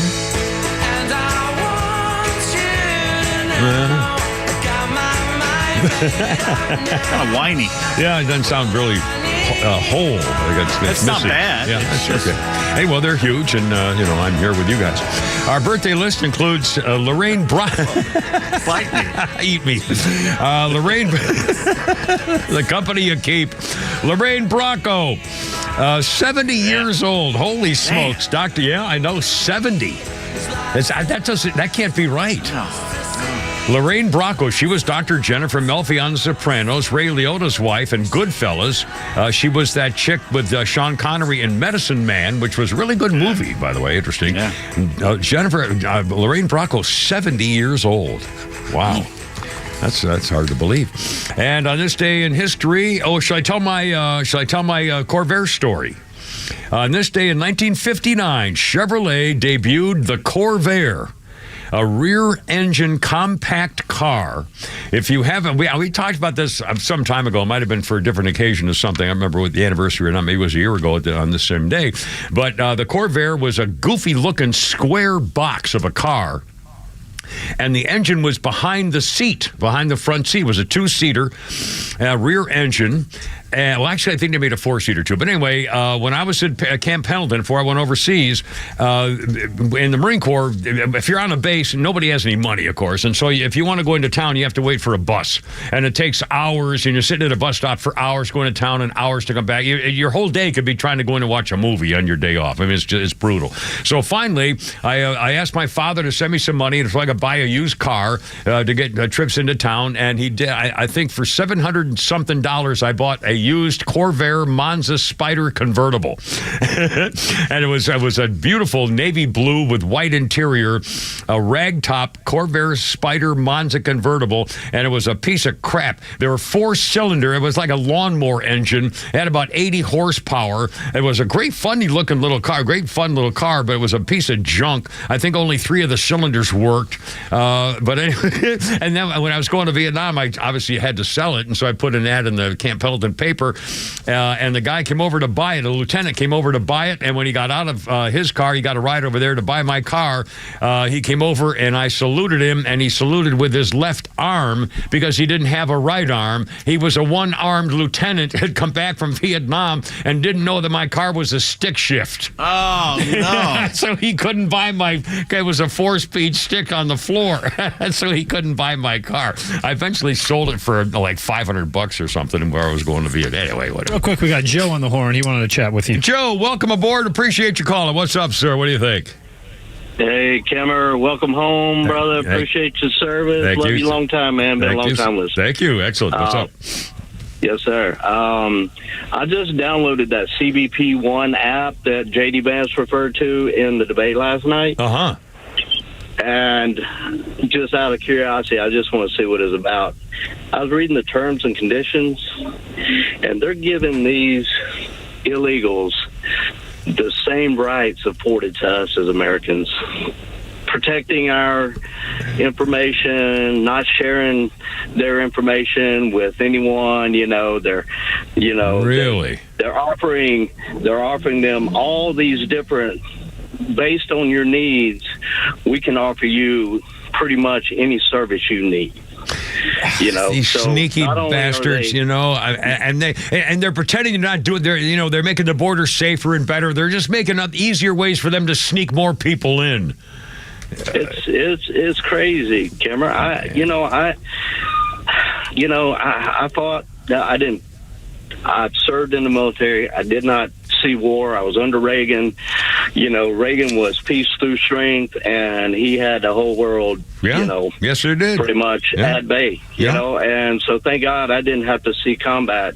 I appreciate the fact that you had to put yourselves in harm's way for our country, and and we have, and had I had been put in that position, I would have gone, I would have fought, I'd have done whatever I had to do, because I believe in the Constitution. I believe in our values that we have as Americans. We're not perfect, but we strive for perfection. And that's what that's what that document does for us. It strives us to be better humans. And you know what's funny, Joe? Also, at this time in the world history, all of a sudden, countries all over the world, from Canada to Britain and into Europe, are all of a sudden cracking down on freedoms. They're cracking down on free expression. They're cracking down on criticism of the government. The only country in the world that has done more for freedom than any other country in the history of this planet has been America. And we're the only ones who are still trying to fight for it, despite these liberals are going overboard with this new commie leftist socialism business that has somehow taken over the Democrat Party and changed the future of the current culture and future of America. And we're the only ones fighting for it. We're the only ones left. That's right. We're up, man, and we got to keep fighting. Yes, sir. Joe, thanks, man. I really appreciate it. Your fight. Our honor, trust me. 425, 404-741-1230, 741-1230. Let's do a little, you got a little something here, Pete Davis? Let's do a little something. Yeah, I do. I want my head to explode. O'Flauner's got to come back. He was in the back of the, I keep forgetting to check the monitor because I can't see because there's no lights on in there, but he has a camera on, so I should be able to see him, but I never. My fault. No. We got tweets. We got Pete. We got Pete's tweets. Hurricane Helene shows again why you need a plan in case of emergency. If you ever find yourself alone and stranded or lost and your cell phone battery is dying or you can't get a signal, figure out how to change your voicemail. Make it a message about where you are, what you need, what time and day it is, so anyone looking for you can get that message if they try and find you. Now is this when you change the message on your cell phone, or is it that you leave yourself a message on your cell phone? You change your voicemail message, so when someone calls, I don't know how you do that. I've never tried to do that, so you'd have to figure it out. It's not difficult. I can show you guys. It's got to be in settings. It's in settings under voicemail. So Okay. Well, that's good. There you go. Matthew tweets, hey, can we use our tax dollars to buy every American devastated by the hurricane a flight out, a debit card, and put them up in hotels? Or is that something we're only allowed to do for addicts, criminals, and the illegal immigrants the feds traffic here for cheap labor? Yeah, there you go. Not giving a damn. By the way, there's stories up there of fire chiefs and police threatening, and the state of North Carolina threatening people if they try and save somebody else. If they try and help their neighbor or save their neighbor, there's protocols here. You got to deal with this. If you're overwhelmed up there as a service and you can't save somebody, the hell with you. Get out of the way and let the neighbor save them. I don't understand. Are they trying to keep people off the road or out of their? I don't understand. I don't. But they're telling them, and also telling them, don't give money to your fellow neighbors. Give the money to us, the state, and we'll dole it out to whoever needs it. Oh, yeah, that'll be handy. Yeah, get out of the way. Kamala's wins tweets, new reporting shows that not one Fortune 100 CEO supports Donald Trump or J.D. Vance. Oh, please. To which Elon Musk responds, I endorse Trump, and they know it all too well. So that statement for Kamala wins is deliberately misleading. Very few CEOs ever endorse a presidential candidate, so any implication that the rest of the Fortune 100 supports Kamala is false. Overwhelmingly, the corporate CEOs tell me privately they support Trump, not Kamala. Yeah, no question about it. The SpaceX crew arrived at the International Space Station this week to save the stranded astronauts, which led Upstate Federalists to tweet, if anyone's keeping score, in the last 72 hours, Elon Musk has bailed out the U.S. government in North Carolina and now in effing space. Which, by the way, Elon Musk today has made Starlink free for those impacted by the hurricane. Free. There you go. And by the way, the FCC kept Elon Musk from giving out 20,000 Starlink satellite dishes a while back. They came up with some BS, FCC regulation or something, only because they were trying to screw Elon Musk. So those people already would have had the disc already. A natural New York Times headline, Vance's dominant debate performance shows why he's Trump's running mate. Oh, New York Times. Outstanding. New York Times said it. After Tim Walz said during the debate that he's become friends with some school shooters, the memes became fast and furious. I myself tweeted, some of my best friends are school shooters. And Kyle Mann tweets, school shooters have distanced themselves from Tim Walz, clarifying that we didn't even know him that well, and our mom made us invite him to our birthday parties like one time. And here's my favorite. Leftist rag Politico has gone full Pravda for their debate coverage. Oh, man. Talking about J.D. Vance's beard. Politico writes, quote, research indicates voters see beards as more masculine. That can be positive to some, but to others, especially women, it can be negative, conveying aggression and opposition to feminist ideals, end quote. And then they turn right around and talk about mansplaining Tim Walz's eye-popping white-ass eyes. Did you see that? Anytime you can see someone's entire pupils, they are bat guano crazy and get away from them. Yeah, it's like he wants to raise his both arms up in the air. That's when he gets that freaky, oh, man. Now, usually you see these leftist crazies on Twitter, and Instagram, and you can see their entire pupils. It's usually women. Very rarely do you see a guy do it. Yeah. Well, Tim Walz is one of them. So here's what Politico wrote about it. It shows his passion, Kimmer. Eye-popping can sometimes be a sign of surprise. But for Walz, it simply revealed his emotional intensity. Like during this change about abortion, the dynamic and emphatic facial motion grabs the viewer's attention. For Walz, it gave extra weight to his feelings and held our gaze. Held our gaze? You freaking... Oh, God. It simply, they put that word simply revealed his, like you morons out there, can't you see should have that it known simply that. says that his crazy googly eyes, that's how they explained it. Oh, Lord. By the way, Donald Trump tweeted out, not friends with school shooters. Unbelievable. There's more of this coming up, too. Holy smokes. I mean, they can't stop. They can't help it. But again, it's propaganda. That's right. It's all changed. And no more girls. 431, sorry. That's just till you change. Laura Logan. Become Americans again. Yeah. Laura. 431, Kimmer, Pete, and Flounder, and your calls on 106.3.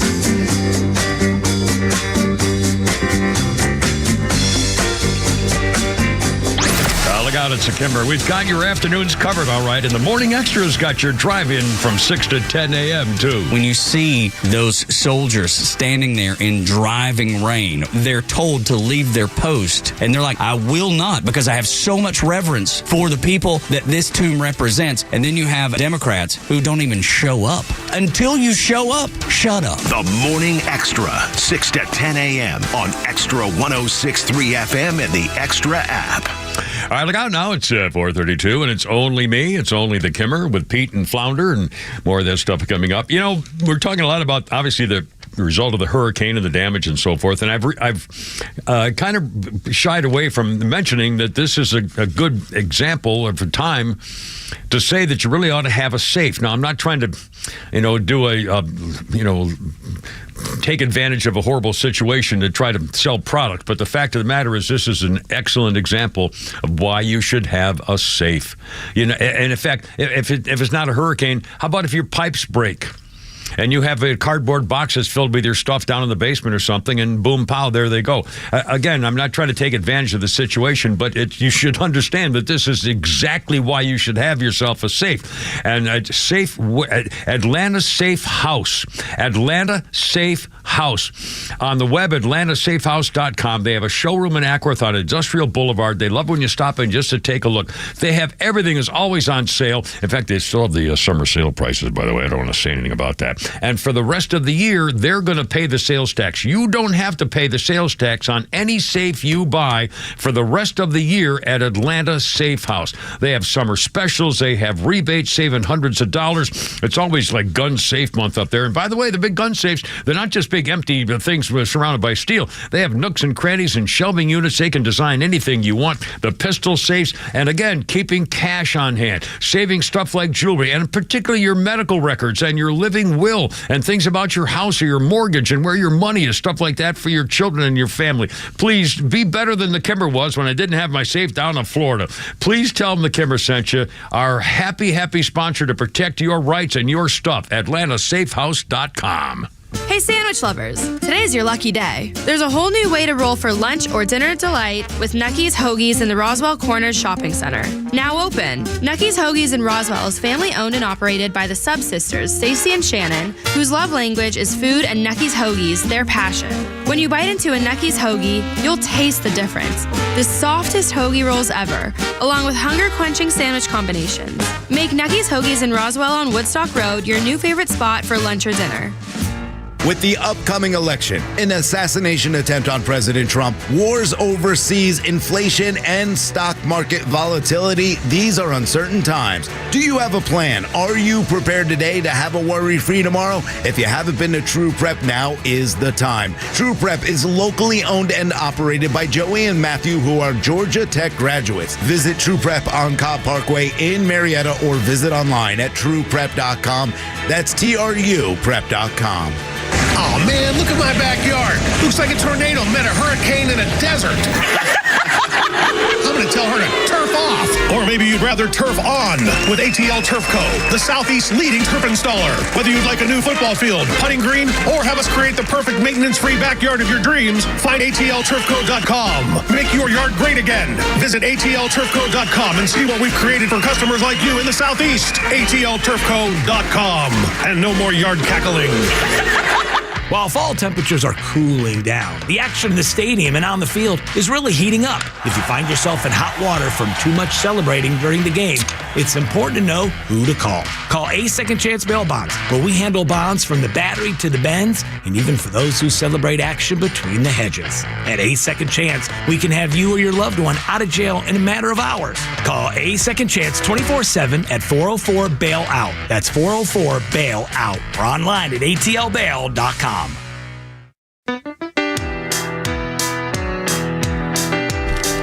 Oh, sorry, was that while I was talking to you? No one heard but me and you. 436 for the... sorry. There we go. Here we go, baby. Genesis with a Kimmer, Pete, and Flounder. 1982, Peter Gabriel and Steve Hackett joined their former bandmates in Genesis for a one-time benefit performance at the Milton Keynes Bowl in Buckinghamshire, England. I might have added a syllable in there. Raising money for Gabriel's WOMAD project, World of Music, Arts, and Dance. 1982, a little fundraiser for that. They don't. And then our birthday list. Did you see that disgusting Annie Leibovitz last night on TV? Holy crap. Annie Leibovitz is 434 years. Oh, that's dog years. Annie Leibovitz is 75 years old. Annie Leibovitz is that famous photographer to the celebrities and stars. Annie Leibovitz is such a freaking socialist, liberal, anarchist. She is calling for President Joe Stupid Face crime family to dissolve the United States Supreme Court. I think you mean Fran Lebowitz. Well, who did I say? You said Andy. It's Fran. No, it's the old. So close. No, it's the photographer girl. It's Fran Lebowitz is a writer. Oh, so it's not Anne Leibovitz. So never mind.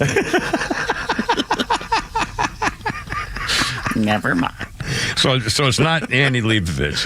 No. It's Franny Leibovitz. Is she the photographer? She's not the photographer. No, Annie's the Rolling Stone photographer. And well, I'm kind of sorry I brought Fran's it up. A writer. Luckily, modern day journalism and news people, I can say anything I want. There you are. Then get away with it. 438. Flounder, if you would, sir. 1955. Americans appeared on their TV, black and white TV show on this day in 1955. This would be cut number 5, sir. And this was one of the most well-known radio and now television themes of all time. Black and white, and you'd see a fat gentleman walking into a silhouette drawing sideways on a wall. Good evening. And he would say, "Good evening, Alfred Hitchcock presents." on CBS 1955. By the way, Alfred, same day on this day, Twilight Zone premiered with Rod Serling. Imagine if you will. That was in 1959. Alfred Hitchcock, by the way, was something of a scoundrel. Hold on, I did some extra looking up. Mel Brooks says that anybody making films after 1950, everyone who made a film after that did something based on Alfred Hitchcock. From Hitchcock. He was a force. He changed everything about making films. He was also lusting after all his actresses, all blondes, starting with a girl named Madeleine Carroll in 1939 or 39. Ingrid Bergman, Grace Kelly, Kim Novak, Janet Leigh, Tippi Hedren, who was 33 when Alfred Hitchcock was 64 and hit on her. Grace Kelly finally quit the business and got married to Prince Rainier, and Hitchcock was very ticked off about that. He put her in a film later on, but he was still mad about it. She made To Catch a Thief, Rear Window, Dial M for Murder. There's another more salacious story, though. Grace Kelly was persuaded by Hitchcock to perform a striptease. He was not in the room when she did it. He was a mile away watching through a telescope. He was a voyeurism kinky fetishist. And let's see, he had, oh no, I got to find it. Hold on a second. In an unpleasant zenith with Tippi Hedren on Marnie, he propositioned her when they were alone in her trailer. She rebuffed him, and then he kind of pretty much lost interest in the movie and never talked to her again. They had to go through third parties to communicate after It's a bad movie. Sean Connery, that was a weird, and he played a real tough kind of Marty. Yeah, that was a bizarre. Anyway, Alfred Hitchcock was a freaking freak. Anyway, 441, Kimmer, Pete, and Flounder. 404-741-1230, 741-1230. Oh, okay, Flounder, let's do cut number 2 here. They in the debate last night, False Walsh, again, he was an idiot. He's been roundly criticized by everybody except Politico, I guess. Even the New York Times called him basically a joke. He was uncomfortable. He looked like an idiot. Body language experts say he was clearly lying and totally uncomfortable, didn't know what he was doing. He looked rusty and nervous, flailing around like an idiot. And then at one point, and he kept saying a bunch of lies too. Every time he opened his mouth, he tried to blame Donald Trump for something, which was he couldn't blame J.D. Vance for anything, really. He tried just to turn everything on Donald Trump, including the problem going on in Israel. At first, like the first question of the night, False Walsh was concerned about, quote, the expansion of Israel and its proxies. He meant to say expansion of Iran and its proxies. And then he was asked if he was, he got that pretty much backwards. That's like a Bidenism right there. He asked if he would support a preemptive strike by Israel targeting Iran's nuclear weapons program. He refused to answer.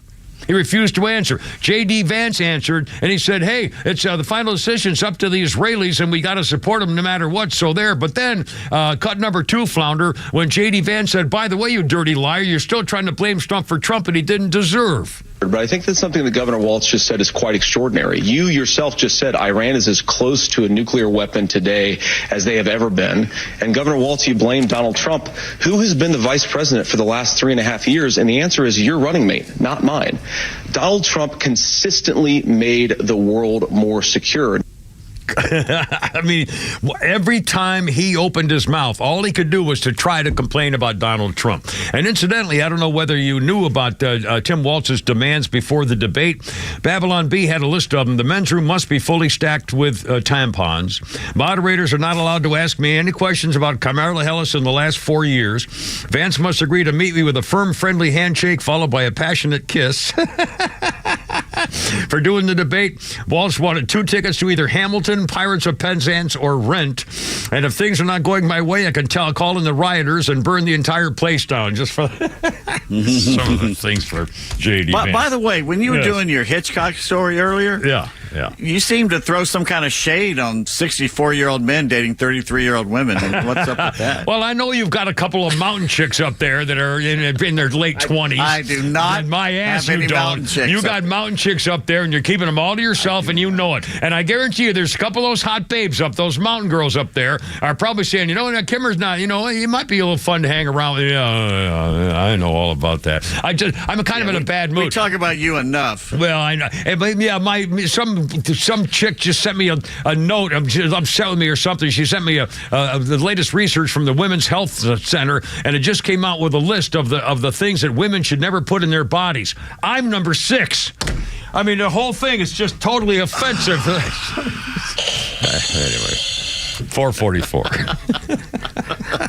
Things they should not put in.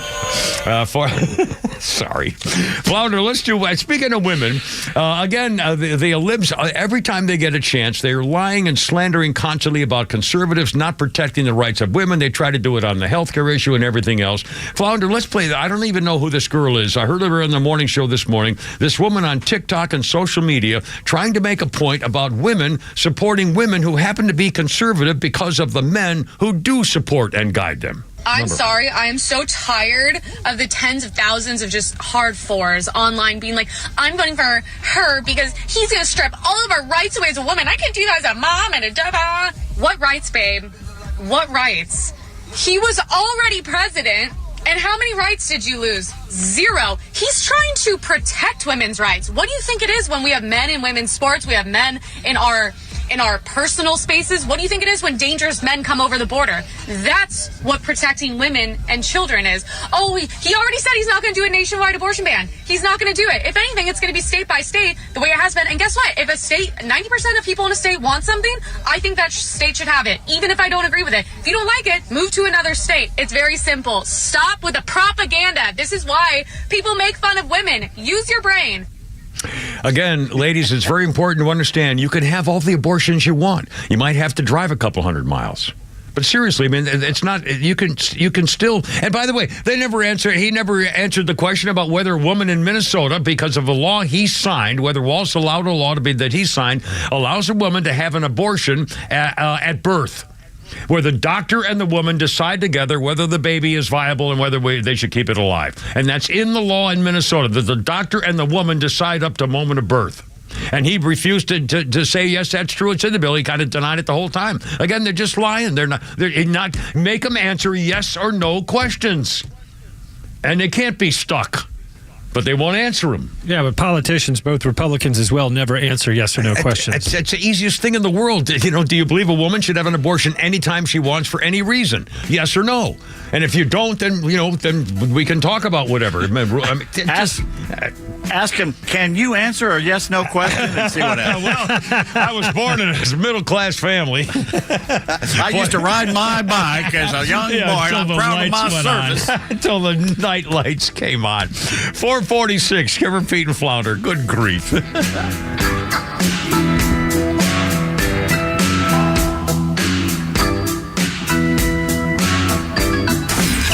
The legend Neil Bortz is only on XTRA 106.3. Hey, it's Pete, and here's what you missed from the Talkmaster. I'm sure you've heard by now of the mass shooting that happened in Birmingham, Alabama. I don't know, 20-some people hurt, 4 people killed. One thing the media has not told you is that the shooters were black. Uh-oh. Racism. Don't use that word around me. It means nothing. The urban black culture is a culture of violence, predatory violence. And finally, somebody said it. Not just me, the old white guy. Somebody said it. His name is Randall Woodfin.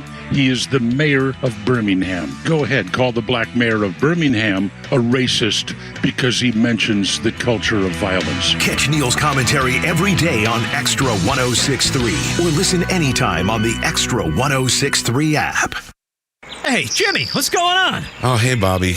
It's kind of embarrassing. I'm having deck problems. You're having deck problems? Hey, keep it down. It's embarrassing. Look, there's plenty of guys in the neighborhood with deck problems. What's the matter with yours? Well, it's small and old compared to yours. All right, let's not make this a deck measuring competition. You just need to call Excavations. They've seen decks of all sizes, shapes, and colors. Good news is Excavations can build you a sweet new deck that you'll love to show off to your friends and neighbors. Don't worry, Jimmy. We're going to get you some big deck energy. Hi, this is Candace with Excavations, and have I got a tip for you. Don't feel ashamed of your deck. Excavations can build an outdoor living space that you'll be proud of. And with our Exavision, we'll be able to show you your home's transformation before you even begin the work. You the HOA off your deck and give us a call today for decks, windows, siding, roofing, and more. Or visit us at xovations.com to get inspired. Are you looking for something simple but delicious, sweet but also savory? Discover Schumann Farms Sweet Onions. Schumann Farms is a third-generation family farm with the Real Sweet brand and Mr. Buck's brand sweet onions. Each brand brings savory, sweet deliciousness to every meal. Whether you're grilling, sautéing, or simply adding a fresh crunch to your salad, Schumann Farms has you covered. Look for Schumann Farms Real Sweet brand and your Mr. Buck's brand sweet onions at your grocery store and taste the difference for yourself. Schumann Farms, the Georgia family farm growing tradition and the world's sweetest onions. Mike Rowe here with a few thoughts on my favorite sweatshirt. A classic zip-up hoodie that used to be navy blue but has since faded to what the fashionistas call a distressed indigo.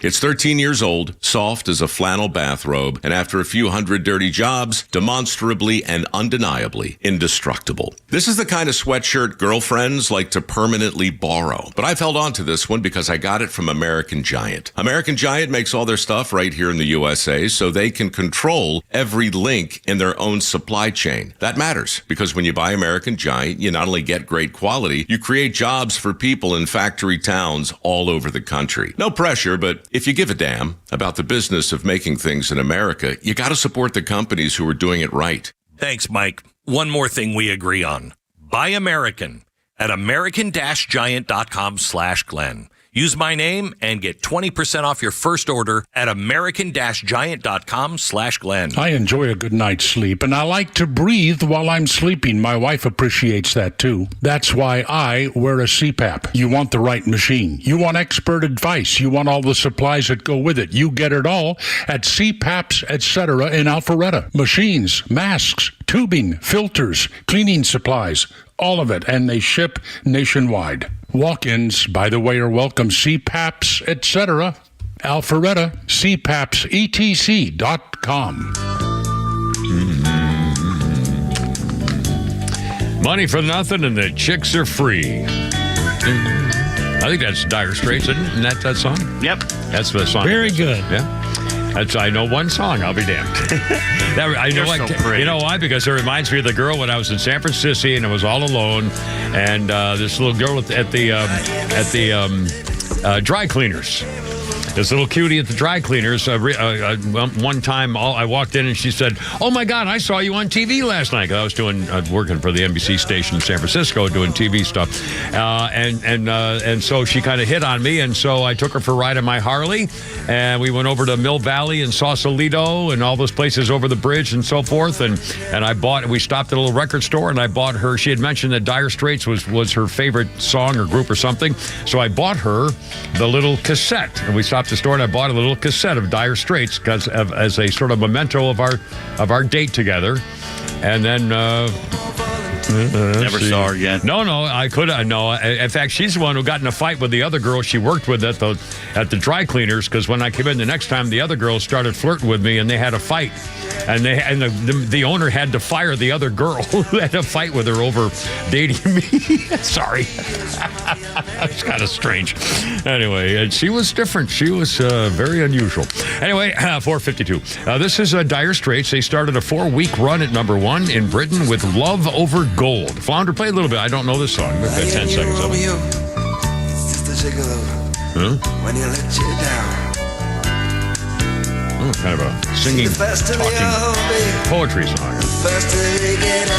Not a good song. I don't know this song. Birthday list includes Kelly Ripa. Kelly and Ryan. Used to be Kelly and Regis. Or Regis and Kathy Lee or something. Anyway, Kelly Ripa's 54 years old today. She's a little too perky for me, if you don't mind. And on this day in history, in 1780, John Andre, they said you was hung, and they was right. Andre was the British general negotiating with American hero Benedict Arnold to give up West Point as a traitor. John Andre was convicted and asked to be shot. But George Washington said, "No, I want nothing of that. You're going to be hanged." And so they hanged him and buried him in a shallow grave under the gallows. He was the guy who got caught negotiating with Benedict Arnold again. Later, they dug up his body, and he was moved to England, where it still lays under a marble monument at Westminster Abbey. the guy who tried to get Benedict Arnold to give up West Point. The 3 guys who caught him, we mentioned this last week, not only were they given farms and a pension, they also had 3 counties in Ohio named after them. The 3 guys who caught the spy. I'll be damned. And the great book, Valiant Ambition by Nathaniel Philbrook, describes the whole Benedict Arnold thing. It's fascinating. And this Nathaniel Philbrook, the same guy who wrote Mayflower. And again, if you only read want to read 2 books about American history, those are 2. The one Mayflower, I would advise for everybody. 3, Last Stand about Custer. It'll tell you things about Custer you had no idea, including about one guy from Atlanta who was a huge part of it. Yeah. 404-741-1230. 404-741-1230. Kimmer, Pete, and Flounder. Coming up, the second husband, they call him, that Doug Emhoff guy, apparently is could be a wife beater. But first, little Flounder's funnies for Nucky's Holdgies. I tried using that face aging app. They said, nah, you're good. Face aging. Walking can be difficult for me at times. I do worry about tripping and falling, so I wear a helmet. I also worry about looking ridiculous, so I carry a skateboard.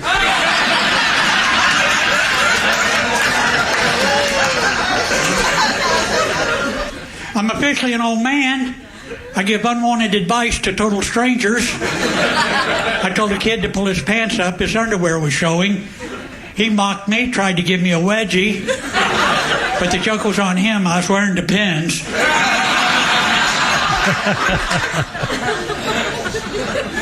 I got a brochure in the mail for a prepaid cremation. No, it's a great deal.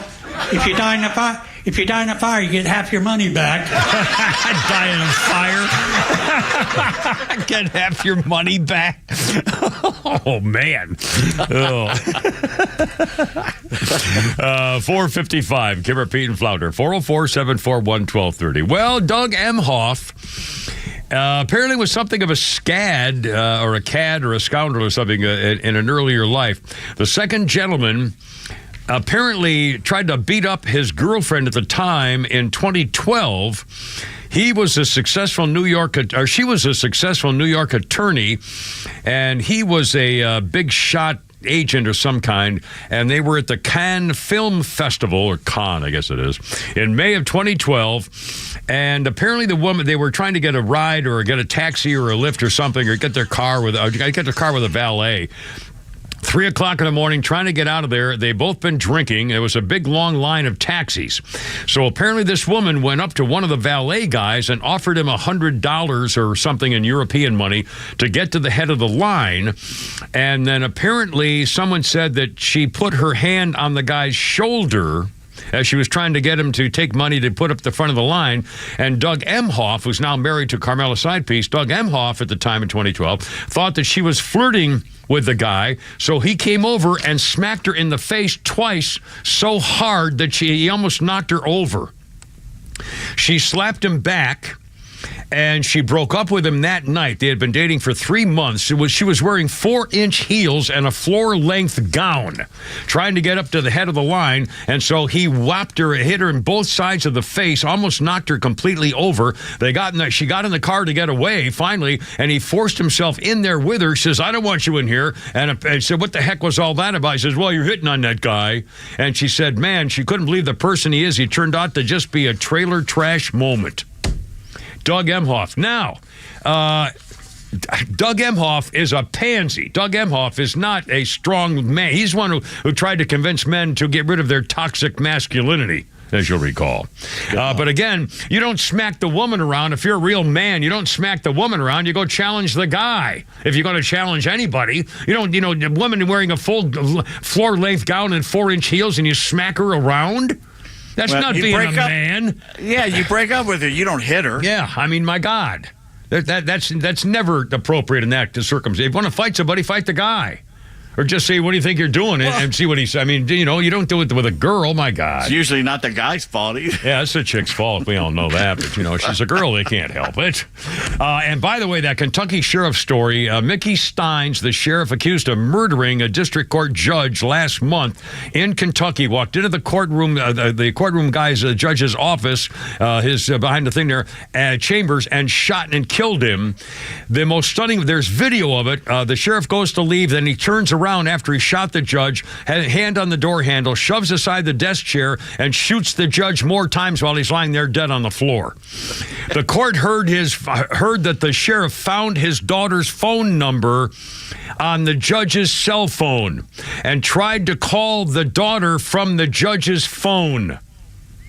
The speculation is that the judge was having an affair with the sheriff's daughter, and when the sheriff borrowed the judge's phone to make some phone calls, he realized his daughter's number was in the phone and called the daughter's number and then confronted the judge, and boom, pow, killed him.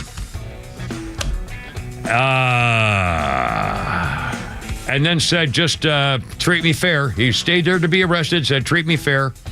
So he was willing to kill the judge who he believes was having an affair with his daughter. I don't know how old the daughter is, if it makes a difference. But anyway, and again, that's not official. That's what the information is. Whether that's the official motive, we'll have to see. 4 o'clock, 5 o'clock. Oh, my God, it's 5 o'clock.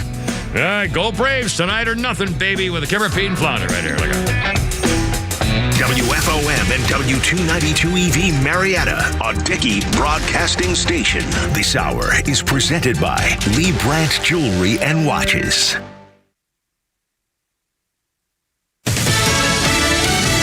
A Trump prosecutor fights back. On Lisa Brady, Fox News. In a court filing just unsealed, special counsel, Jack Smith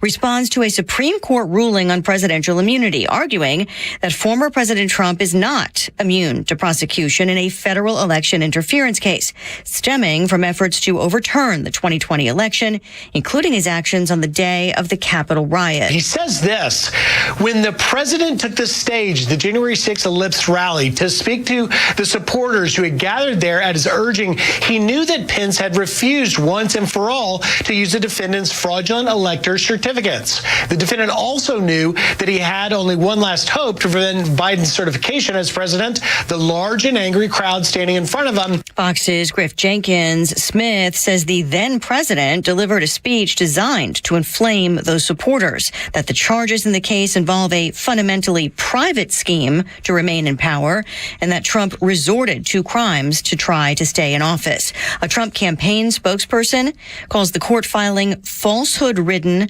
unconstitutional, and an effort to interfere in the current election. Vice President Kamala Harris getting a first-hand look at hurricane damage in Augusta, Georgia, thanking first responders and noting many of them have suffered losses in the storm too. I think that in these moments of hardship, one of the beauties about who we are as a country is people really rally together and show the best of who they are in moments of crisis. And we've seen that throughout the region where communities are coming together. President Biden plans to visit Georgia and Florida tomorrow. Today, he's in the Carolinas on the ground and getting an aerial tour of some of the hardest hit areas in North Carolina. Hurricane Helene now blamed for at least 170 deaths. America is listening to Fox News. I opened a gold IRA with Noble Gold Investments. There's no better vote for your financial safety than precious metals. So Noble Gold Investments is giving away up to 10 1-ounce silver Trump coins or a 10-ounce silver American flag bar with a qualifying account this month. Just use promo code TRUMP. That's NobleGoldInvestments.com. Past performance may not be indicative of future results. Investing in precious metals, including gold, involves risks. Consult with your tax attorney or financial professional before making an investment decision. Progressive presents 10 things on a contractor's to-do list that are harder than getting a commercial auto insurance quote. Bidding a new client, giving an accurate estimate, finding affordable materials, getting a client to pay you for work you already did, getting a client to pay you, period, securing permits and workers and tools, getting those workers and tools to work together, and finding the perfect pair of overalls. Pockets, baby. But the easiest thing on a small business owner's to-do list? Seeing if you can save on commercial auto insurance. Get a quote in as little as 7 minutes at ProgressiveCommercial.com. Progressive Casualty Insurance Company and Affiliates. Coverage subject to policy terms and conditions.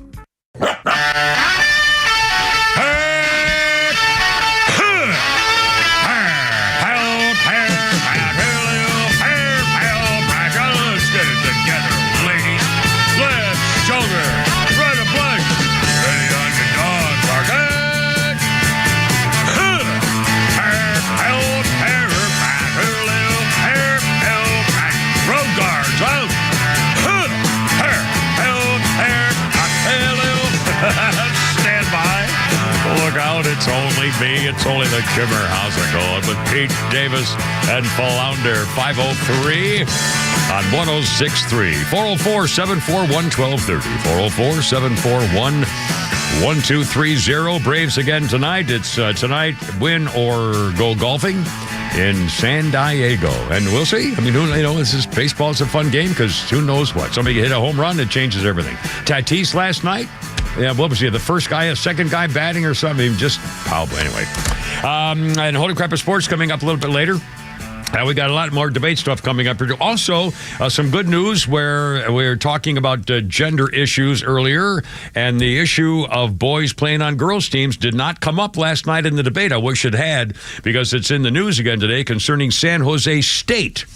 And are you going to mention that? Is that coming up in Holy Crap at Sports later on, Pete? It's a newsy issue about another school having an issue with them because of this gender thing. And again, last night they never got to the issue of whether J.D. Vance should have asked False Walls, whether he believes that boys should be able to play on girls' teams. I mean, a yes or no answer. Do you believe that a boy who thinks he's a girl and still has all his units, should that boy be able to play on a girls' team and be changing clothes in the girls' locker room and things? And I mean, yes or no? Yes or no? Is it a good thing or no for our country? And they never got to any of that stuff. And in fact, we'll talk about some of the things they didn't get to, which is really and the freaking moderators. And again, I said this earlier. I haven't been blasted for it yet, but I'm sure it will be. No more girls. No more girls in the news business doing trying to be fair and honest and decent and be fair-sided to both sides. It's not happening. There aren't any. They're gone. The freaking girls, man. What's the matter with you? Did you hear the way they put their questions forward last night to J.D. Vance? When they asked Walsh to respond, they said, Governor Walsh, we'll give you a minute here to respond to those vicious accusations by J.D. Vance. And then they went on to J.D. Vance and said... that girl, Margaret, I think her name was, the one with the pink dress, a little snotty little snot. She said, Mr. Vance, Senator Vance, what evidence do you have that it's immigrants who are driving up the cost of housing? I mean, everything that you just smarmy. In fact, these are the only ones that they fact check. Flounder, let's play cut number 3. When they were talking about, I'm going to get to the fact check thing secondly. First of all, you're going to hear, I played this earlier in the program, you're going to hear an example of why False Walsh, the yellow-bellied, chicken-livered coward, deserves to be nowhere near the White House. Here is a man who was so disgraceful as a human being that he lied about his military service, pretended to be a combat warrior, and has never explained anything about it. And last night he's on this debate stage, and finally one of the girls last night did ask him to explain the fact that when he said he was at Tiananmen Square in China back when they had the Tiananmen Square debacle, he claimed he was there at the time. It turns out he was not. You're going to hear an exchange now with that question trying to get him to explain. But listen very carefully where False Walsh gives a total word salad and starts talking about his childhood, and he makes a mistake because he tried to memorize his answer when he knew the question was coming. He memorized his answer, and he got his answer out of place. He's going to mistake his own memorized answer and when he's talking to this woman right now. Flounder, if you will, sir. Governor Walz, you said you were in Hong Kong during the deadly Tiananmen Square protests in the spring of 1989. But Minnesota Public Radio and other media outlets are reporting that you actually didn't travel to Asia until August of that year. Can you explain that discrepancy? Yeah, well, and to the folks out there who didn't get at the top of this, look, I grew up in small rural Nebraska, town of 400, town that you rode your bike with your buddies till the streetlights come on, and I'm proud of that service. 35 years ago, be able to do that. Did you hear that comment right there? We're riding our bikes until the streetlights came on, and I'm proud of that service.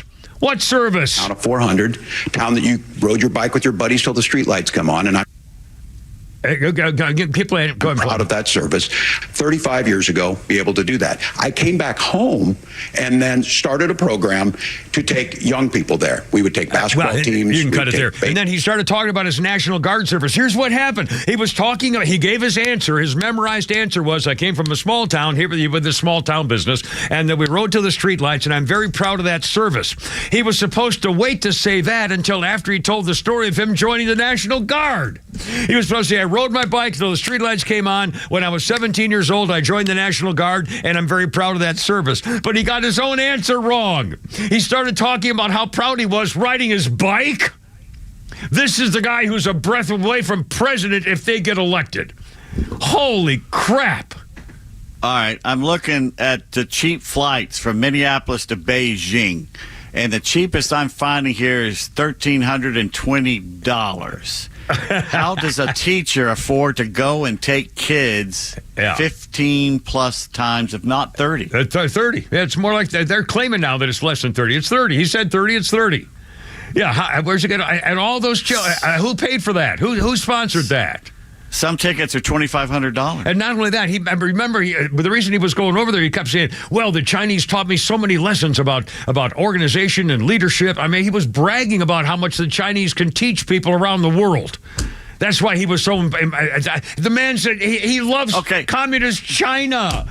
Did he keep going after they massacred thousands of people at Tiananmen Square? Did he keep going after that? Clearly. Again, Chinese communism is way more vicious and hateful and disastrous than your Eastern European communism. That's like finding out about Auschwitz before the Second World War, but you keep going back to Germany because you think they're pretty good at organizing a government. You can learn from them. Well, the trains, they're right on time every time, boy. It's like Italy, too. The trains were really... Jeez, I mean, it's unbelievable.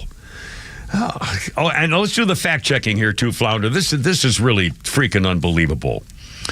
The CBS girls, once again, the CBS girls, totally freaking biased.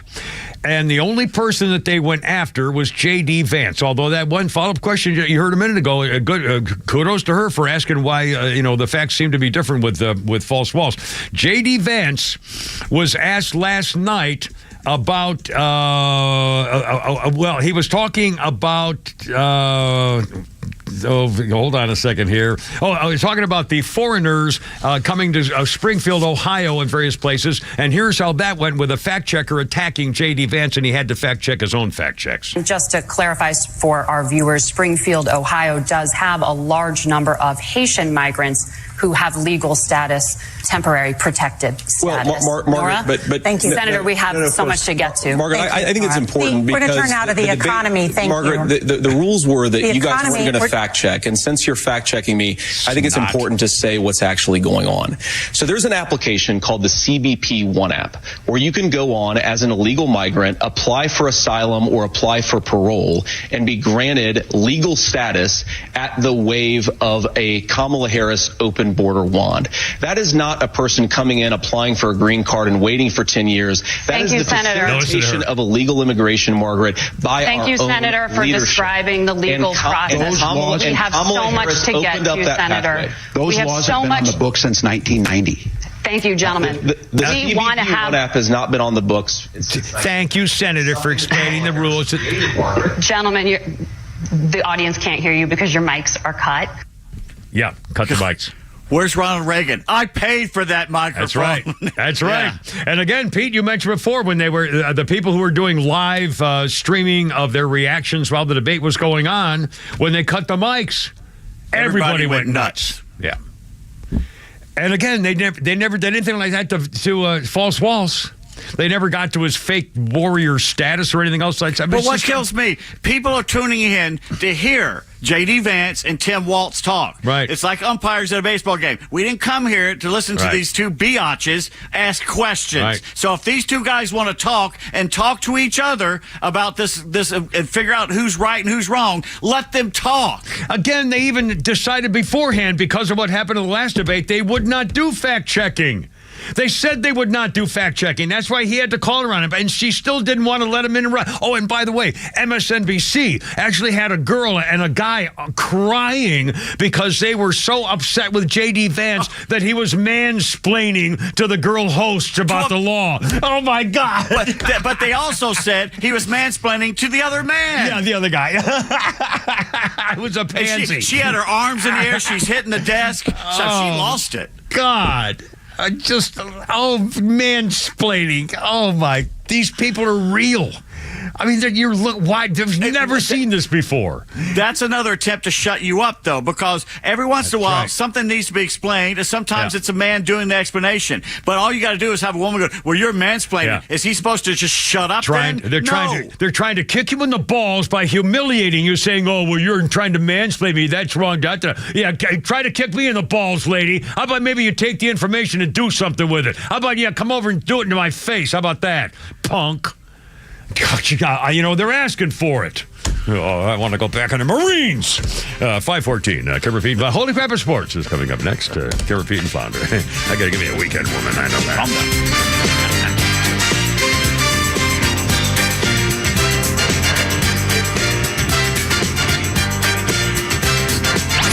Look out, it's a Kimber. We've got your afternoons covered, all right, and the Morning Extra's got your drive-in from 6 to 10 a.m., too. When you see those soldiers standing there in driving rain, they're told to leave their post, and they're like, I will not, because I have so much reverence for the people that this tomb represents. And then you have Democrats who don't even show up. Until you show up, shut up. The Morning Extra, 6 to 10 a.m. on XTRA 106.3 FM and the XTRA app. Lee Brandt Jewelry and Watch Company, where quality and value make the difference. Locally owned and located in Sandy Springs, offering you the finest selection of unique diamonds, sapphires, rubies, and emerald jewelry, as well as other fine gemstones. Lee Brandt Jewelry and Watches has been servicing Rolex watches for over 30 years, and their Rolex-trained watchmaker will service your watch in their state-of-the-art Rolex service center in their store. Lee Brandt uses only genuine Rolex parts, and their estimates are free. Drop by Lee Brandt in the Trader Joe's Shopping Center in Sandy Springs or visit LeeBrandt.com. By texting 64,000, you agree to receive recurring automated marketing messages from Real Success. Message and data rates may apply. No purchase required. Terms apply. Available at ourrealsuccess.com. Do you want to learn how to make money flipping houses and acquiring rental properties right here in Atlanta? We're offering a handful of motivated individuals the opportunity to attend our workshop right here in Atlanta for free. That's right. We'll give you 2 free tickets when you text FREE to 64,000. Atlanta is the perfect market to flip houses and build rental income. Discover the simple steps developed by Joe Arias, one of real estate's greatest rags to riches stories. You'll learn to flip properties and secure rental properties without using your own money and in your spare time. Don't miss this opportunity. Come to a complimentary live 2-hour workshop next week right here in Atlanta and learn how to start making money flipping homes and building long-term wealth with rental properties. To get 2 free tickets, text FREE to 64,000. Text in the next 10 minutes, and registrants will also receive a free copy of our Funding for Deals guide. Text FREE to 64,000 for 2 complimentary tickets. Text FREE to 64,000. Election season is here, and regardless of which side of the aisle you're on, we can all experience the stress of uncertainty. Fear of the unknown can cause us to postpone important decisions that impact our lives, especially in retirement planning. Resist hesitation and contact Masterplan Retirement Consultants, a holistic retirement planning firm dedicated to creating a retirement plan to help with all of life's surprises. Through income planning and money management, legacy planning, and tax planning, we create a plan specifically designed for your life to see you to and through retirement. Don't leave your retirement up to chance. Create a plan for your retirement and pursue peace of mind. Visit masterplanretire.com. Masterplan Retirement Consultants. Plan well and prosper. Advisory services offered through Masterplan Retirement Consultants, Inc., a registered investment advisory in the state of Georgia. Insurance, tax, and commodity services offered through Fricks & Associates, Inc., DBA Masterplan Retirement Consultants. The aforementioned are affiliated companies. If you're living with dry age-related macular degeneration or dry AMD, you may be at risk for developing geographic atrophy or GA. GA can be unpredictable and progress rapidly, leading to irreversible vision loss. Now there's something you can do to slow it down and get it going slower. Izervay is proven to slow GA progression. Izervay gets GA going slower. Izervay or avacincaptad Pagel is a prescription eye injection used to treat GA. Don't take it if you have an infection or active swelling in or around your eye. Izervay can cause eye infection, retinal detachment, or increased risk of wet AMD. Izervay may temporarily increase eye pressure. Your vision may be impaired after an eye injection or exam. Don't delay. Ask your doctor about Izervay today. Izervay gets GA going slower. Visit Izervay.com. That's IZERVAY.com. Are you the type of consumer that likes to do your research before you choose a company? Well, then you need to join Dan Watkins, Chris Lolamy, and myself, Jim Niarchos, every Saturday morning at 9 for the All Four Seasons Home Show. We only vet local businesses with a proven history of integrity, competence, and solid customer service. The All Four Seasons Home Show helps you make a good consumer decision, save money, and not get ripped off. You can also follow our podcasts on Apple, Google, and Spotify. The All Four Seasons Home Show, Saturday mornings at 9, right here on XTRA 106.3. Look out, 5 o'clock hour. Brought to you by our good friends at Lee Brand Jewelers, where luxury jewelry and watches are affordable. Drop by their store in Sandy Springs or visit LeeBrand.com. It's 5:19. Big night tonight because we have Holy Crap at Sports and Pete Davis. Do or die tonight in San Diego for the Braves as they play their 10th game in 9 days. Good work, that's MLB. a lot, idiots. Win or go home after their tired bats got shut out last night 4-0 in Game 1 of the Wild Card Series with the Padres. A.J. Smith-Shawver was knocked around in his first postseason start, going 1 1/3 innings, giving up 4 hits and 3 earned runs. Aaron Bummer and Jesse Chavez pitched well, but Luke Jackson gave up a run. The Bravos mustered 7 hits, but couldn't get anything going offensively. So, the 11-10 Max Fried for us against the 6-5 Joe Musgrove, a right-hander, a good one for the Friars tonight. The good news is the Pods usually struggle against lefties, which is why missing Chris Sale is even, harder to deal with. Even if they manage to get past San Diego, though, still no guarantee that Sale would pitch in the next round. So, he may be out for the whole postseason. We'll see. Diamond Sports Group, the bankrupt operator of Bally Sports Channels, says it will stop broadcasting games next year for 11 of the 12 Major League teams it currently televises. So how does that concern the Braves? They will continue to carry Braves next season. The Braves are the only team of that lot that they will still. Wow. 7 of the remaining 11 teams, the Reds, Tigers, Royals, Angels, Marlins, Cardinals, and Tampa Bay, were under contract next year. They will either have to negotiate a new deal with Diamond or find a different operator. The other 4 teams carried by Diamond this season, Guardians, Brewers, Twins, and Rangers, had deals with Diamond that expired after this season. Major League Baseball says they were sandbagged by the announcement today, and they did not have sufficient time to prepare a response. So once more, way to keep on top of things there, Rob Manfred, the worst It's just unbelievable. It's one thing after another. He makes Gary Bettman of the NHL look like David Stern. I mean, it's hard. The Dodgers announced that franchise icon Fernando Valenzuela has stepped away from his role as a Spanish-language radio broadcaster for the remainder of the postseason to focus on his health. He walked away from the mic a few games ago, just inexplicably. He says he'll return next year. The Dodgers also say Shohei Ohtani will likely not pitch in the postseason, but he is flying their plane, coaching third base, and helping with the field. So he's doing everything else, That's a good basically. All right, this is interesting right now. Yeah. Everybody's tired of the Astros, right? Right. Yeah. Oh, I no. think we're about to get our wish here. Oh, really? Bases loaded, top of the ninth. Detroit just got a 2-out, bases clearing double by Andy Ibanez off Josh Hader. Man, that guy had bad luck in the postseason. Wow. Both seasons. About a few years ago, he was with the Brewers. He had a chance to beat the Nationals 2019. Yeah. He let him off the hook, and the Nationals went on to win the World Series.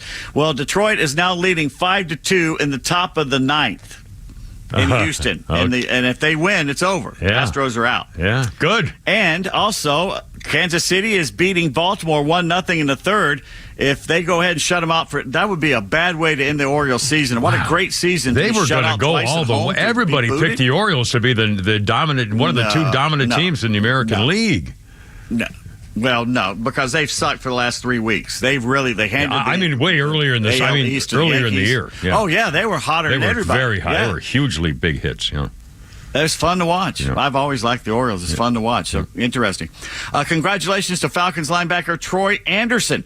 His first career pick six punctuated a performance that earned Anderson his first NFC Defensive Player of the Week honors, recording a career-high 16 tackles, including 9 solo, a pass breakup, and a tackle for loss in the win against the Saints. Wow. So, wonder what he'll do tomorrow night against Tampa Bay in the Benz. Yeah, short turnaround, too. That's not good. I'll tell you what he's going to do. He's going to sit there on the bench and watch because his knee is keeping him out of the game tomorrow night. Well, that figures. That's Falcons luck for you right there. That figures.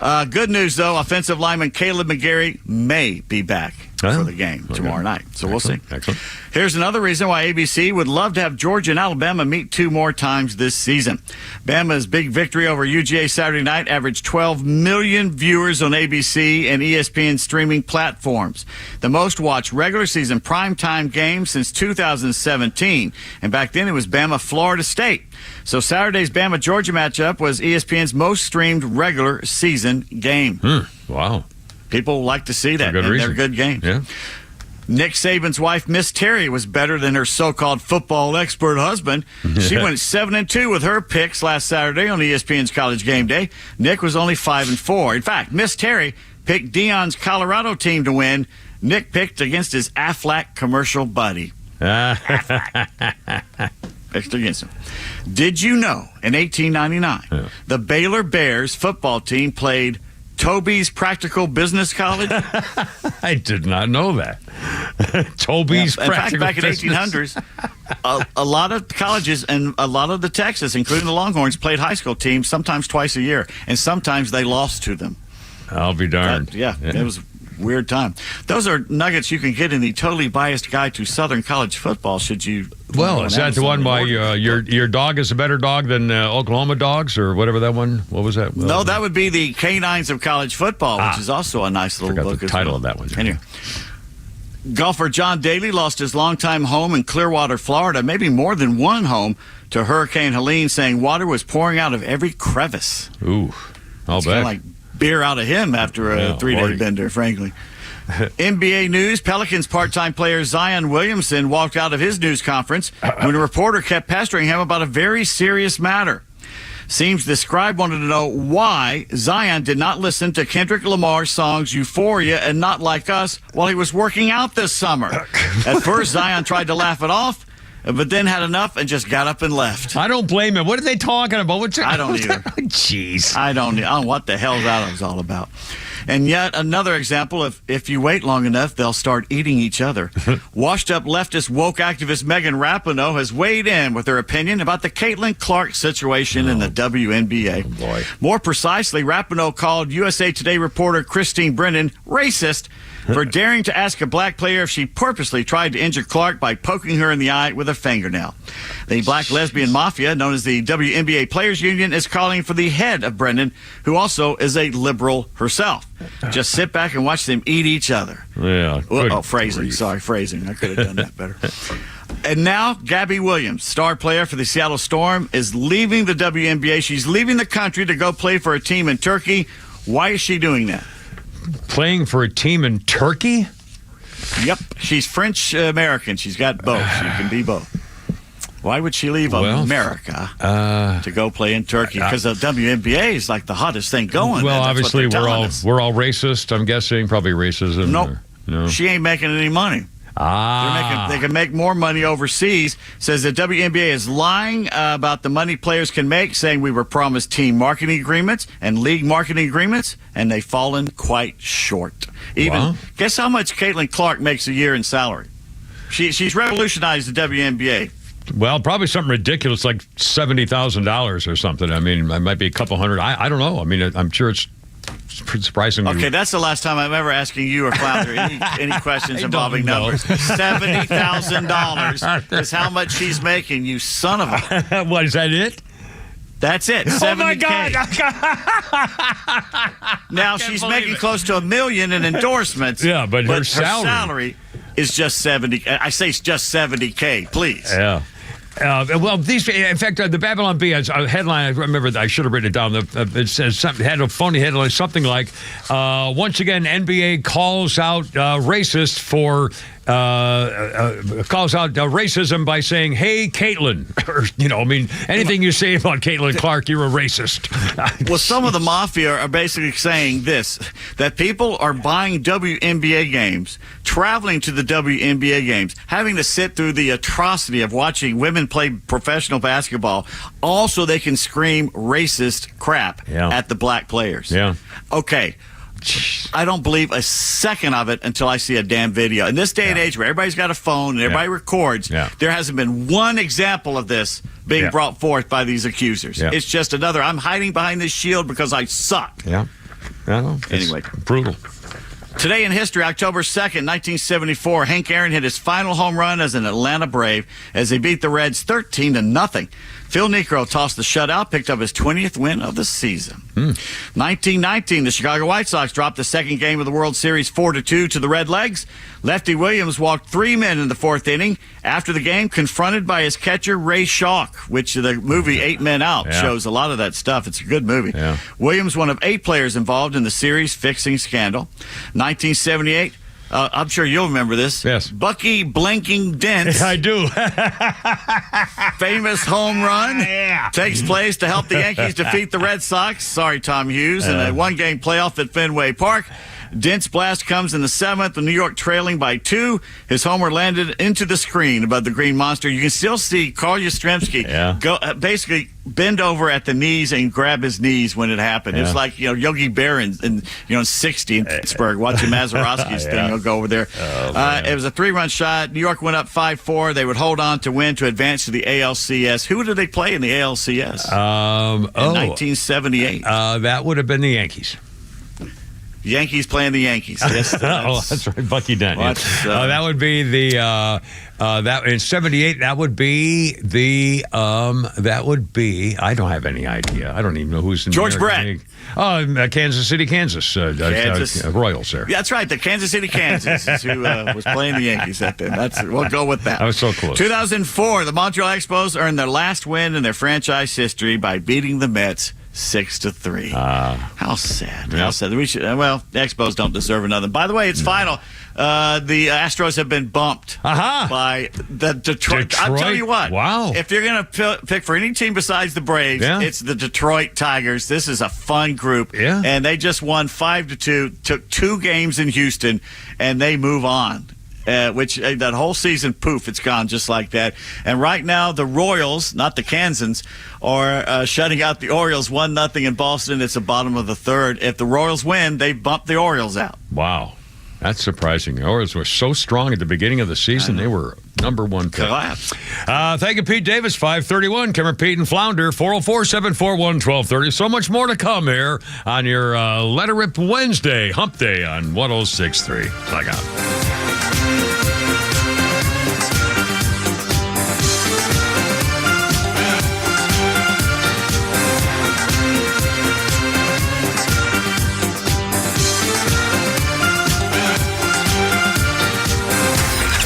The legend Neil Bortz is only on Extra 106.3. Hey, it's Pete, and here's what you missed from the Talkmaster. I'm sure you've heard by now of the mass shooting that happened in Birmingham, Alabama. I don't know, 20-some people hurt, 4 people killed. One thing the media has not told you is that the shooters were black.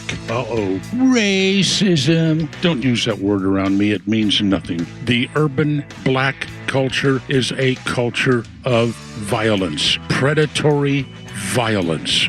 And finally, somebody said it. Not just me, the old white guy. Somebody said it. His name is Randall Woodfin. He is the mayor of Birmingham. Go ahead, call the black mayor of Birmingham a racist because he mentions the culture of violence. Catch Neil's commentary every day on Extra 106.3 or listen anytime on the Extra 106.3 app.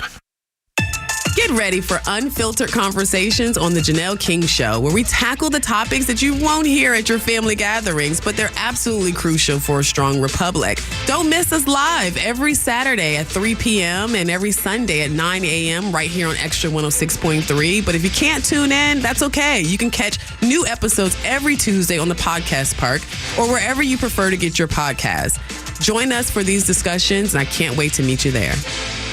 Neil Borch here. Maybe you've already taken the steps to improve your health, maybe save your life. You're using a CPAP for your sleep apnea. I've been using one for well over 20 years. So right now, I'm here to tell you about a source for CPAPs and CPAP supplies here in the Atlanta area. CPAPs, etc. They're in Alpharetta. They have whatever you need. Roddy and Sharon are your CPAP experts, and they'll ship nationwide. More information, CPAPs.com. My fellow Americans, our yards are in troubled times. Unwanted weeds are crossing fence lines across our great nation, and we need to put a stop to it.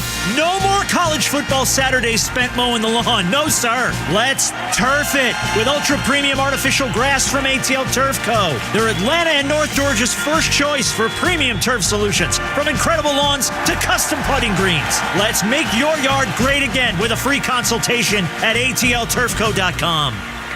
Hey, it's Megan Poole with Southern Exteriors, and it's fall, y'all, and those leaves are starting to drop.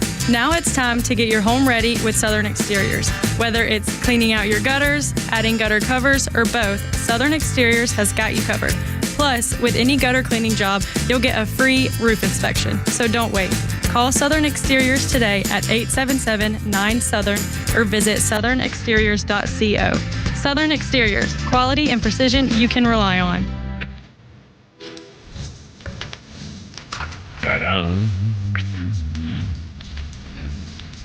Any deadheads in the audience? Well, in 1967, all 6 members of the Grateful Dead were busted by California narc agents for possessing marijuana. It was their Ashbury Street house in San Francisco. Haight-Ashbury, the intersection of Haight-Ashbury, was well known as a hippie freak hangout, and that's where they caught him. Our birthday list includes Sting. Sting is 73 years old today. Jeez. Yeah, 73. Damn. Don McLean is 79. American Pie's Don McLean, 79. But Sting is 73 years old. That's amazing. That seems like a lot. And let's see, on this day in history, Macho Man Rock Hudson on this day in 1985 passed away in his sleep from AIDS, diagnosed the year before. Rock Hudson was the first major celebrity to die from AIDS and be publicly outed as having the disease. And then, boy, the reaction from the women who starred with him as leading ladies, all those Doris Day movies, and Linda Evans and Elizabeth Taylor. And, well, Doris Day supported him. Yeah, most of them. Yeah, but still, a lot of women were saying, "Now wait a minute, this man had AIDS, and we were all doing making and kissing scenes and saliva." No, because when this is mid '80s. Nobody doing much about, they were scared to death of AIDS in the mid-'80s. Yep. So when they were saying, I was kissing this guy and changing, trading saliva and body fluids with this guy. No, well, they were. I was like, hey, oh. It sounded like you were there for a second there. I just had one. I was young. I needed the money. I was young. It was spring in Paris. He was in red. Our eyes met over the cafe. 5:30. Hey, you want to hear something weird? I do. Very much, yes. The Astros will not play in the American League Championship Series for the first time since 2016. Wow. 8 Yeah, that's a long string there. And they never got caught for the stadium. Whether you don't take off my shirt, don't take off my shirt thing. Yeah, but they didn't. They didn't catch him. But damn well they didn't mic on. Yeah, don't take off my shirt. Gee, why?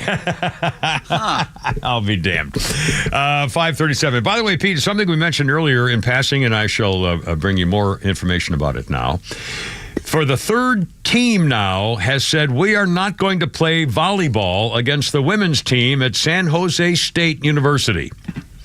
The University of Wyoming women's volleyball team has now become the third in the country to forfeit a game against San Jose State. And the reason is that San Jose State has a player named Blair Fleming who is actually a guy. And he is competing for San Jose State and the team. Well, a member of San Jose's own volleyball team, Brooke Schuster, has joined 18 other athletes in suing the NCAA over its gender identity stuff. This girl, Sasser, transferred to San Jose. She was afraid for her safety when realizing, which unbeknownst to her, one of her teammates is a guy. She said she was not aware that Fleming was transgender despite sharing rooms, being together on bus trips. She expressed safety concerns for opponents playing against this guy, Fleming. The woman suing estimates that Fleming's spikes were traveling upwards at 80 miles an hour, which is way faster than she's ever seen a woman hit a volleyball. The girls were doing everything they could to dodge Fleming's spikes and still could not fully protect themselves. And so again, now another opponent team, the University of Wyoming, the third team saying we're not going to play San Jose State, and they had to forfeit the game. So they can't, there goes their record for playoffs and stuff like that because they have a guy on the team. It was the Biden administration this past April passed that sweeping rule saying that Title IX ban on sex discrimination covers your gender identity. It used to be you couldn't discriminate on the basis of sex or gender. Now it's on the basis of how you feel you are as sex or gender. It's all about feeling. It's all about no logic or facts or anything. It's feeling. God. And they said, well, nothing's going to happen. There's not going to be more men playing in girls' sports or anything like that. Oh, really? Yeah, this will never happen. Jeez, here we go. And again, what happened to the women? Where's the National Organization for Women? Where are any of them? How and the whole tranny thing? Where are women supporting women's rights? Well, I know. Here we go. It's only conservatives sticking up for women, like that woman just said. I know. Yes, sir. Flounder, you have a little something there? We got Mike on the horn. He wants to talk about the strike. Mike, the longshoreman strike. Welcome aboard, sir. What do you think? Yes, sir. It's an opportunity to connect some dots. All right. That psychotic Elmer Fudd lookalike that we watched perform last night. Endemic of the same people who have done these things. They are responsible for initially offshoring the manufacturing base lock, stock, and barrel to begin with. Mm-hmm. Secondarily, obviously, they are who are responsible for our current financial situation. Mm-hmm. And thirdly, they are simultaneously responsible for having imported the vast majority of the third world lock, stock, and barrel as well. It is the same people attacking the same people from three different directions. These things are connected. And that imbecile that we watch dance like a monkey is the kin and ilk of who is responsible for those things, starting all the way back to Daddy Bush when he initiated NAFTA. Everybody blames that on Clinton. That was Daddy Bush that got that ball rolling. And ever since then, it's been a concerted effort to roll this place up. And so this strike is a absolutely golden opportunity to connect all these dots in one convenient location, because that's exactly what it is a symptom of. Those things having gone on by the same people for the same reason. Well, if and I just wanted to point that out. I really hadn't looked at it that way. All I know is every time you try to turn around, even now the liberals are saying, well, if Donald Trump wants to put on more tariffs to prevent the companies from just taking all these jobs overseas, and it's like calling for a tax increase. That's not what it's calling for at all. I mean, you can't even negotiate with these people. You can't talk with these people. You can't communicate with them. Every country protects its financial interests via regulation of how and how much. Yeah, that's not just the United States. As I say, it's very easy to see this concerted effort to compress to the center and then to do away with. Yeah. And this strike, as inconvenient as it may very well turn out to be, is in fact an easy way to connect these dots, because they most certainly do connect. And they connect in this way. It's all the same thing. Well, it's different faces of different coins, but they're all the same coin. Now, what do you think about the possibility, and it never came up last night, I can't believe they didn't talk about this in debate last night, whether the administration should pull on the federal act to make them go back to work for 90 days? Well,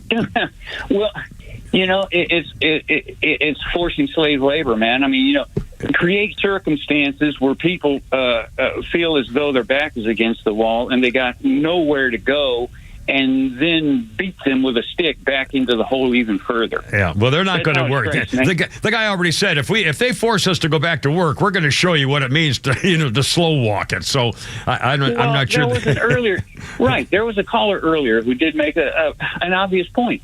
If you had a domestic manufacturing base, this issue would be far less pressing. Yeah. But when you depend upon, countless countries, count them: Vietnam, Malaysia, Philippines, Taiwan, China, of course, Mexico, and that's not the whole list. Yeah. When you depend on all these countries because you don't make a damn thing anymore, you obviously are enacting this deliberately. Come on, man. Yeah, I know. Every country protects itself. That whole tariff thing that's a non-starter. Yeah. Non-starter. Yeah. Very nice to talk to you. Thank you so much. I hope you listen and call often. I really appreciate it. 544, Kimmer, Pete, and Flounder. The debate last night, performance, false waltz. Again, they never got to the business about carrying a gun in war. They never got the yes or no questions or answers, although he made a lot of stupid goof-ups. Everybody has said he looked like an idiot. Even body language experts are saying the guy was lying through his teeth. He didn't know what he was doing. He was totally uncomfortable, totally unprepared. And again, some of the other folks are saying this is a great example of why when they did their hide in the basement campaign, both of them, Carmela Side Piece and False Waltz, have been hiding from serious, tough podium-type news conferences, and it showed last night. And it showed when she did her debate that neither one of them was really particularly prepared. But when False Waltz was asked about changing his mind on assault weapons during his career, he said, well, I've changed my mind about banning assault weapons because they should be banned because I sat in the office with those Sandy Hook parents.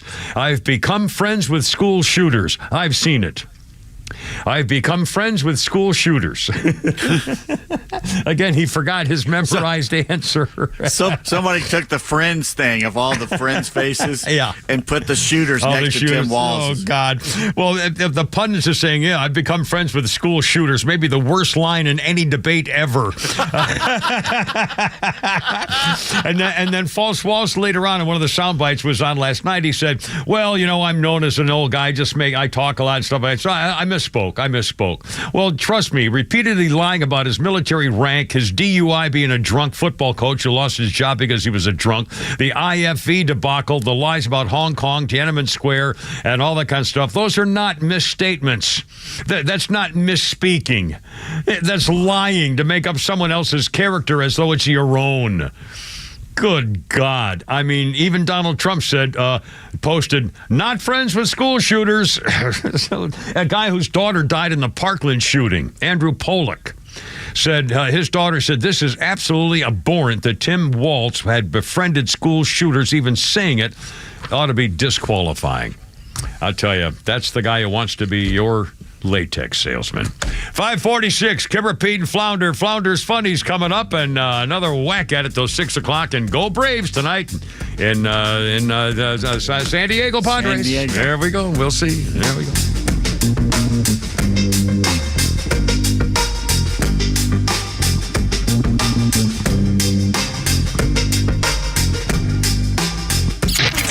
Hey, it's Rhino from The Morning Extra, getting your weekday morning started from 6 to 10 a.m. Did y'all see the article from Time Magazine? On the front cover of the magazine, talked about, are processed and ultra-processed foods really that bad?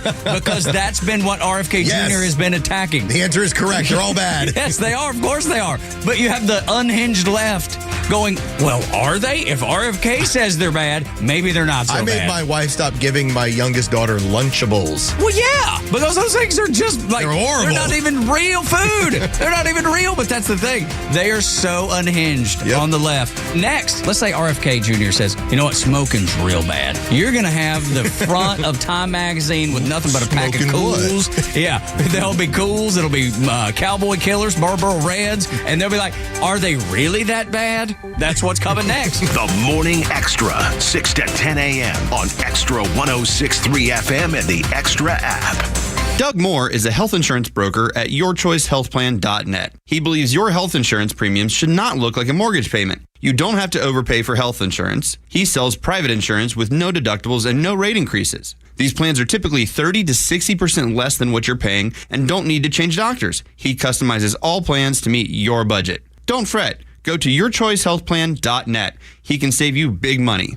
Call Doug Moore at 770-697-0100. That's 770-697-0100. Don't fret. Go to yourchoicehealthplan.net. If your payment is too high, you're on COBRA, or your work coverage is too expensive, call Doug, 770-697-0100. You don't have to have government marketplace insurance that's crazy expensive. Don't fret. Go to yourchoicehealthplan.net and request a quote. Call 770-697-0100 and let Doug design a plan for you, not by big government. What's up, Atlanta? It's Ben Burnett, host of the Weekend Ben Burnett Show. Each and every weekend, right here on XTRA 106.3, we unpack all the week's events. We talk about all the issues with a local Atlanta-based flavor. You can catch me each and every weekend, Saturdays at 2 and Sundays at noon. If you ever miss an episode, you can go to the podcast park or wherever you download all of your content, and I'll be right there. Thanks for listening to the Ben Burnett Show, proudly brought to you by Butler Snow. XTRA 106.3 listeners are falling in love with Nucky's Hoagies in Roswell. Me and my wife now find our favorite sandwich place. That food over there was great. Yeah, those rolls are so soft and sweet. I mean, it was just melt in your mouth. It was, and the steak was tender and juicy and flavorful. I can't say enough about it. It was very, very impressive. It was so good. Make Nucky's Hoagies in Roswell on Woodstock Road your new favorite spot for lunch or dinner. Nucky'sHoagies.com. Millions of guys suffer from erectile dysfunction. That's 1 in 4 men. And I can tell you, I'm one of them. If you or someone you know suffer from ED, Peyronie's disease, or PE, here's 38-year emergency room doctor and founder of Total Body Therapy of Georgia, Dr. Eric Deal. Patients who enter my office are often frustrated, hopeless, depressed, and embarrassed. I understand the problem, and I'm going to help you fix it. There are lots of competitors that don't have the credentials that I have. When you go to other clinics, you're not going to see a board-certified physician with the experience that I have. When you come to our clinic, you're going to see me. There's just not one therapy that can solve these complex issues. I'll do a complete history and physical prior to any treatment that we use. Take it from me, Dr. Deal. When it's not hard, it's really hard. Call Dr. Deal for your free one-on-one evaluation and resolve your ED, Peyronie's, or PE issues. Total Body Therapy of Georgia, 404-777-1911, 404-777-1911, online at stopmyed.com.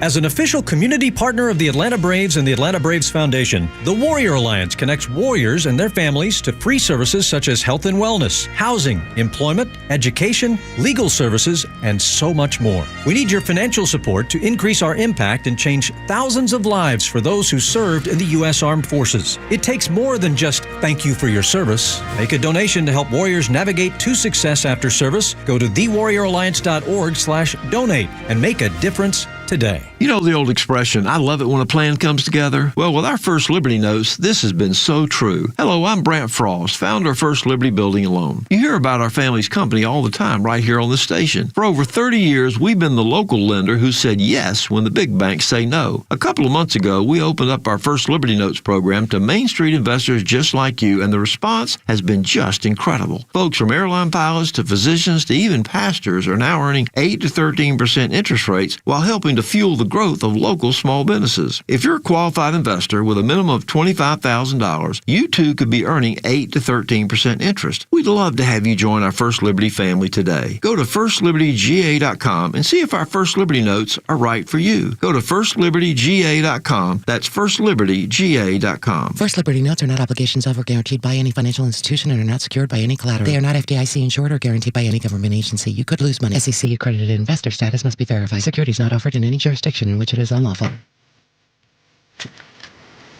Hang on, Sophie. I remember this song. It's the old Kimmer rock and roll days, 1965, baby. Yeah. The McCoys, number 1 on the British singles, number 5 in Britain, number 1 in America's singles chart. Hang On Sloopy, released on Andrew Oldman's new Immediate label. The song first released by The Vibrations and called My Girl's Sloopy. My Sloopy down. There you go. Phone calls take priority. Victor, you're on the radio. Jenny's coming up. Hello, Victor, you're on the air. What's going on? What do you think?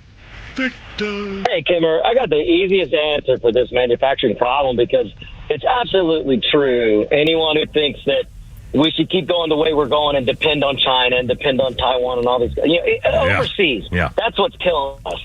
All we've got to do is repeal the 16th Amendment and implement the national sales tax. So there's no income tax, none of that crap, no federal, nothing on the federal level. It'll just be a national sales tax. That would bring manufacturing here like no one would believe, and it would be the greatest transfer of power from the federal government to the people. Yeah. And it would be the best plan for the poor, which is why if I had 5 minutes to sit down with Donald Trump, I guarantee you he'd come out of that meeting with me going, all right, why haven't we done this? And he's the one guy that could probably make it happen. Yeah. Well, and every once in a while, Neil Bortz pops up with his fair tax business, and everybody who looks at it says, the fact of the matter is you can make it probably is the best thing in the world to do, but it'll never happen because they're just not going to want to change what we have right now. They're too scared to do it. It's too much of a thing, and they're just too scared to do it, I think. You're 100% right, and Neil Bortz is 100% right, because basically that is the plan. I'm talking about the fair tax. I mean, some people call it fair tax, some people call it a national sales tax, because that's what it is. Yeah. But he's 100% right, and Kimmer, you're right. The biggest reason that our government won't do it is because they will lose power. Yeah. Imagine the bureaucracy losing the lobbyists, losing K Street, losing the ability to use the tax code to pick winners and losers. That's right. I mean, it's a no-brainer. But you got to love the people in this country to be able to do it. And how many Democrats love this country? Let's be honest. It's amazing. And again, they say, of course, if you're poor and you have to spend all your money buying things at the store, then you're going to be paying a bigger percentage of your income and the taxes on the things you buy. On the other hand, if you don't have to take any money out of the money you earn, I think the prices would be different. I think everything would be different. It probably got to be better for everybody. Well, the best way I can put it is this: if you work and you're paying just paying a payroll tax, my question, the easiest way to put this: would you rather pay 30 or 40% of what you earn, or pay 23% of what you buy? Right. Yeah. And that's there you go. The best way I can put it. Yeah, that's right. The numbers come out. Yeah. The numbers come out. Yeah, it really does. Absolutely. Hey, thanks. Absolutely, Kimmer. Thank you, Victor. I appreciate it. 5:55 ready. Jenny, are you still with us? I'm sorry to make you hold so long. I appreciate you on the radio. How you doing, sweetie? What's up? It's okay. I'm fine. How are you? Good, Don. I just, with that, the whole abortion mess, why doesn't either side ever bring up adoption? Well, I know. Okay, I was adopted, and I know, like, Shannon Burke was adopted. Yeah. I mean, it's an option, like these women that are 6 months pregnant and all of a sudden, like, I don't want the baby anymore. Well, what's 3 more months? Carry the baby, get a tax incentive or something. Yeah. But nobody ever brings up that option.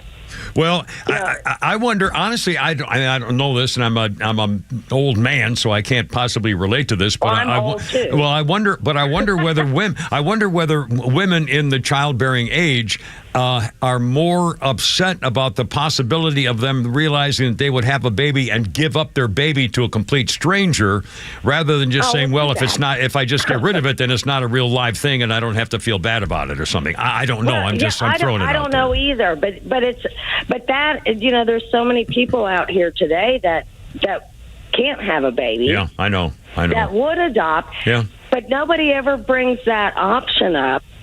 Yeah, that's a good point. It's either have to, get pregnant, and you decide you don't want it and kill it, or whatever you want to call it. Yeah. Or, and it's like nobody ever says, there's plenty of people out here that want children. A lot of people want babies. A lot of people want babies. We'll pay your medical bills and everything else to keep the baby for 3 more months instead of, I don't know. Yeah. Well, anyway, thanks, sweetie. I appreciate it. Thanks, doll. Have a great night. 5:57 already. Holy cow! A couple of quick birthdays. Donna Karen, the what do you call it? The designer person, fashion girl, 76 years old. And remember the name Rex Reed? He used to be the kind of Hollywood guy for years and years, and did he was a critic, Hollywood critic. Rex Reed is 86 years old today, among other things. Holy smokes, it's 5:58. Flounder's funny. Got one more shot here, Flounder, I believe, before we call it a day. That's what you have to deal with as a Southern person, though. Anytime you leave the South, I think everybody in America pretty much, if you're not from the South, everybody from the North thinks everybody from the South is just sitting around barefoot, wearing overalls, eating grits, watching hee-haw, listening to country music, drinking Jack Daniels, going to tractor pulls, wearing trucker caps, dipping skull, picking cotton, ride around in pickup trucks, having sex with their relatives and looking for UFOs. Seem to have it down, sir. And that's not true. It's not. I've never seen a UFO. And second cousins don't count.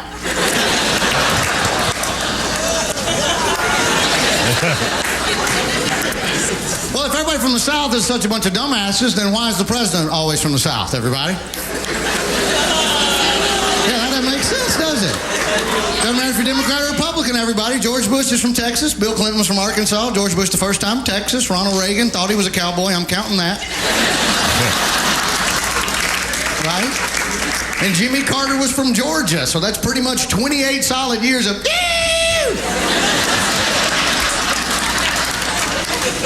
That's the voice in charge, everybody.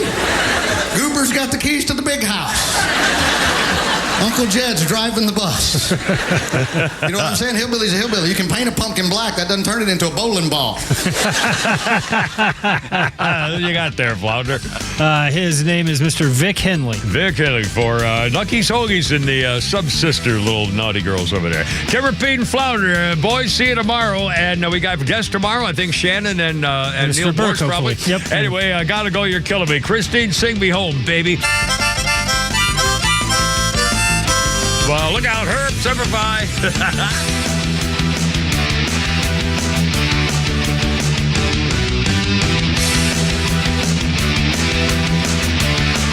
The Kimmer Show is back every afternoon from 3 to 6 p.m. only on WFOM Marietta, a Dickey broadcasting station. XTRA 106.3 FM.